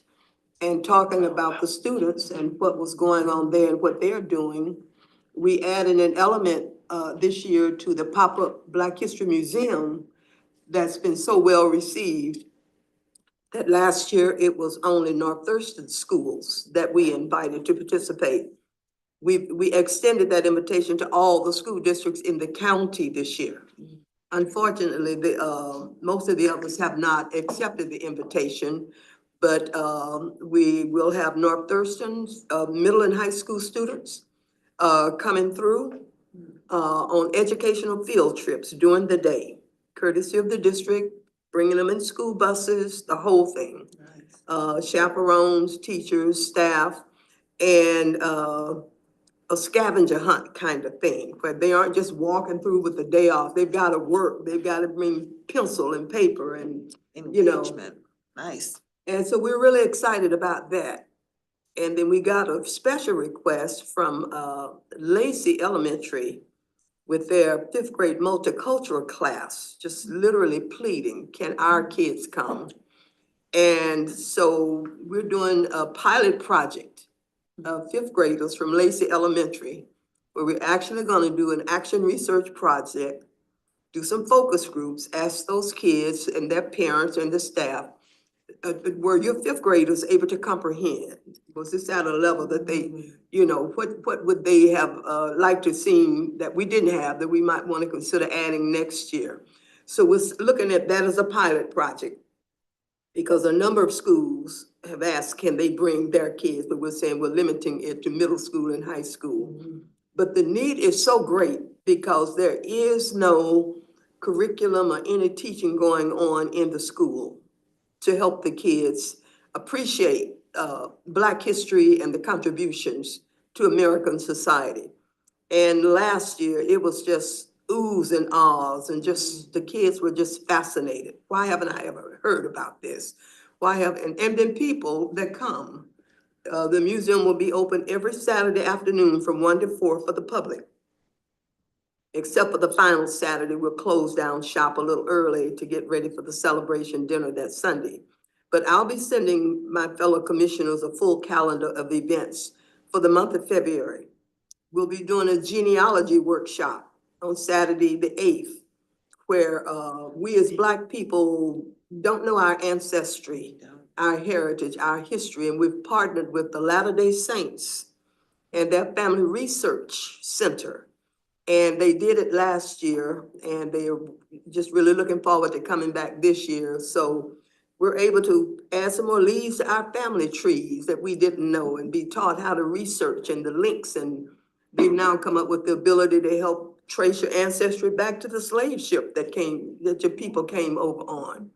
So just a lot of things going on. So our kids have their own special activities for an hour after church, three different age groups.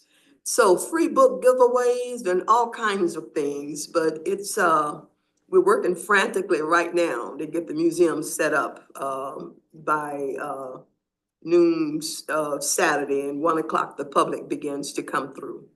So it all culminates in, we've got whole groups of people coming through. League of Women Voters bring in a contingency. Lutheran Church of the Good Shepherd wanted to know, can they bring a tour group? Several other churches are bringing Sunday school groups. The NAAC is coming through. Had a request today, can the Supreme Court come? By all means, come. You know, Wow. just tell us when you wanna come and we'll try to accommodate. So a lot of work coordinating a lot of volunteers, you know, through the week and then on Saturdays but a lot of interest being shown. So you'll be getting personalized, not personalized, but invitations as commissioners with the full calendar for February. It's a huge undertaking, but the comments that we got back last year and year before last, please do this again. I learned so much, and there are some people that come every Saturday because they couldn't read it all, they couldn't see it all in one visit, and so it's a lot of work, but it's a community service that's really going well. And it just kind of keeps on the momentum from the Martin Luther King program that happened. Okay, so be on the lookout for an email from you all. I meant to bring something with me tonight, but it's just been a little bit busy. Little Okay, bit. you know where to find us digitally. Huh? You know where to find us digitally. It's I all- know, I know.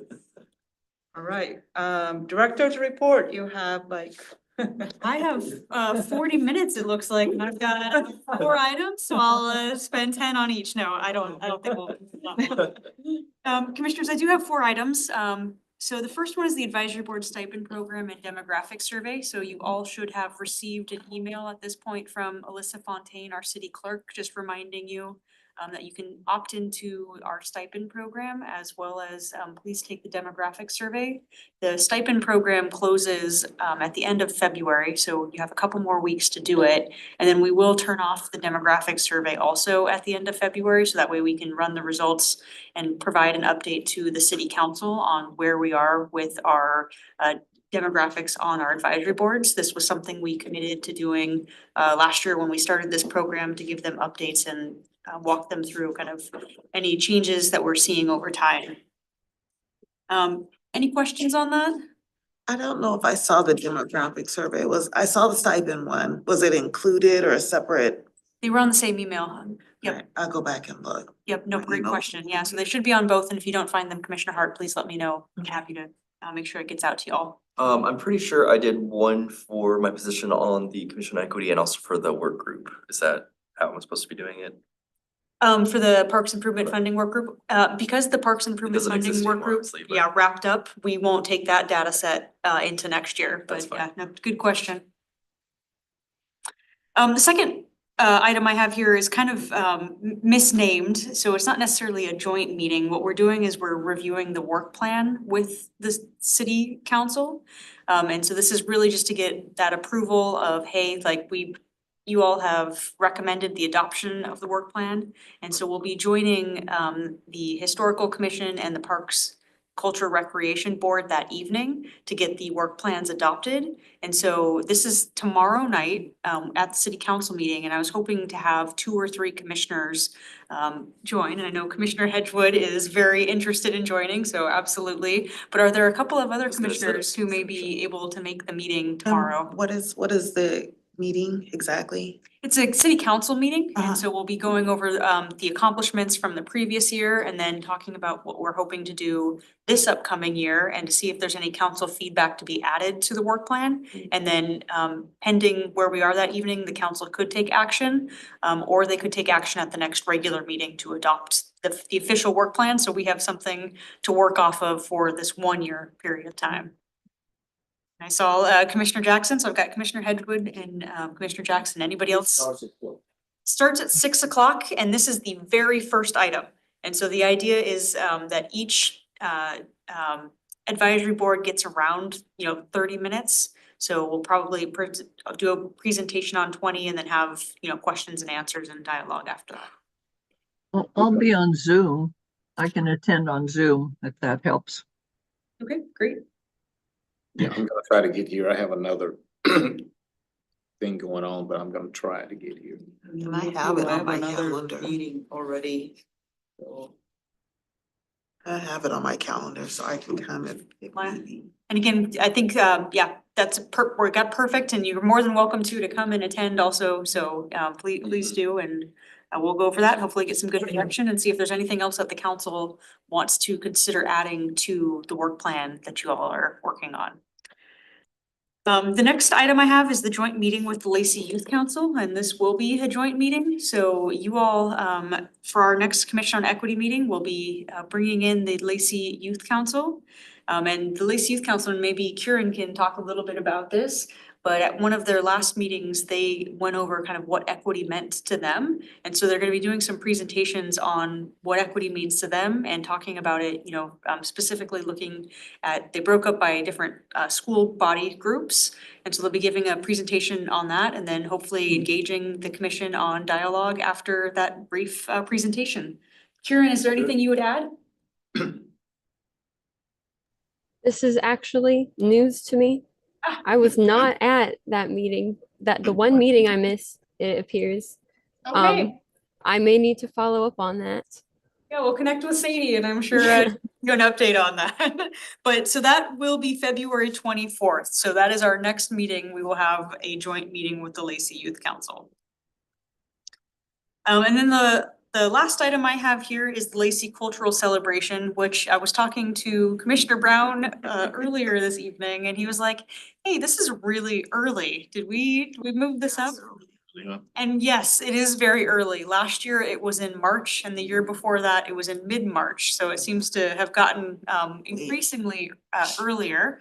So here's a great opportunity. We're looking for some more volunteers for the Lacey Cultural Celebration, specifically the 9:50 to 1 p.m. And then the 12:50 to 3 p.m. The great thing about both of those shifts is that after you're done with them, you can go over to New Life Baptist and you can check out the exhibits because you got all the time after 1 p.m. and then that 1 hour, 3 p.m. to 4 p.m. What we're doing this year, What was the date of that? it is Saturday. This Saturday. Yes, February 1st. yes, exactly. I was like, it's so early. Yeah. I have February 1st. another event that I got to go. I have opens, so I'm Yeah, open. I could do the morning. Yeah, I Okay, did. and I know Commissioner Hegwood, you said you were very flexible, so just kind of waiting to see. Sure. One of the great things we're doing this year is we're actually having the youth council join us for Nice. some shifts as well, so it won't just be commissioners. You will be joined by 1 or 2 youth council members as well. And so as part of the presentation for that, we're going to have a big placard on the proclamation against racism and hate. And so that'll be available. And then this is Commissioner Clay's idea. We're also gonna have a big board that talks about the accomplishments that the Commission on Equity has been involved in as it's gotten through the city council. So we'll have 2 big displays of that information. Right. And we'll also be providing information on our Lacey Veteran Services Hub, where we're looking for volunteers, as well as the comprehensive plan, which Ryan was just here earlier today. So trying to continue to get people to come to that open house so that they can provide additional feedback on the comp plan. Kieran, I see your hand is raised. Yeah, I just wanted to say I am signed up for a shift, but that is through the Lacey Youth Council, so I'm not sure if I should let you know, but I will. I am signed up to be there. Nope, I think that's perfect, Kieran, and we'll see you there. So I heard Commissioner Brown, you could do the early morning, okay? And then Commissioner Hegwood, you're still pretty flexible. Is there any other? And I know I've got something with my husband this weekend, but I can do an early morning as well. Okay, And I might even be able to do a second. Oh, yeah. So our thing is in the afternoon, so I'll be able to do more than one if you need. how far in the afternoon, like 3 It's p.m.? 5 o'clock, our thing, so yeah. So if we put you for the 12:50 to 3, that Mhm. gives us a commissioner at each one at this point. Any other commissioners available? Did you get my 12:30, 12:50 to? I got you on the schedule. Yep, Okay, good. Mhm. perfect. And so Commissioner Hegwood, I think the earliest shift is probably the better one, 'cause I know they're very busy when it opens right up, so. Said 9, that's 9:50, 9:50 50. to 1 p.m. It opens at 10. Okay. Oh, So just to okay. get there a couple minutes early. Okay. Well, I appreciate that and we'll make sure that that's set up and it's gonna be a fun experience and an early one again. I also wanted to add if we could, so whenever we did the P-Flag event, we also had the proclamation for the Transgender Day of Remembrance. I wonder if we could bring out at least one printed of that as well, just for reference also. We don't necessarily have to have a big poster board, even though would be ideal, but it may be a little last minute for that. But even if we just have it available for reading or reference, I think would be valuable. We can get a copy of that and make sure it's there and available. With that, Chair, I have spent 8 minutes, so I will give back the 30. Oh, wow.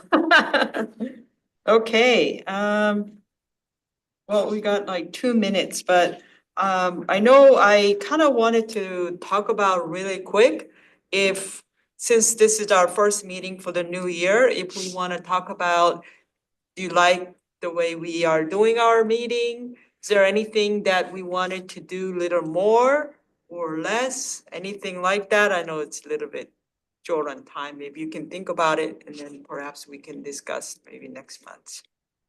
There's something like, can we do a little more of us being out there? Because when we were at the P-Flag, and other events, we feel like, are we doing enough PR about us?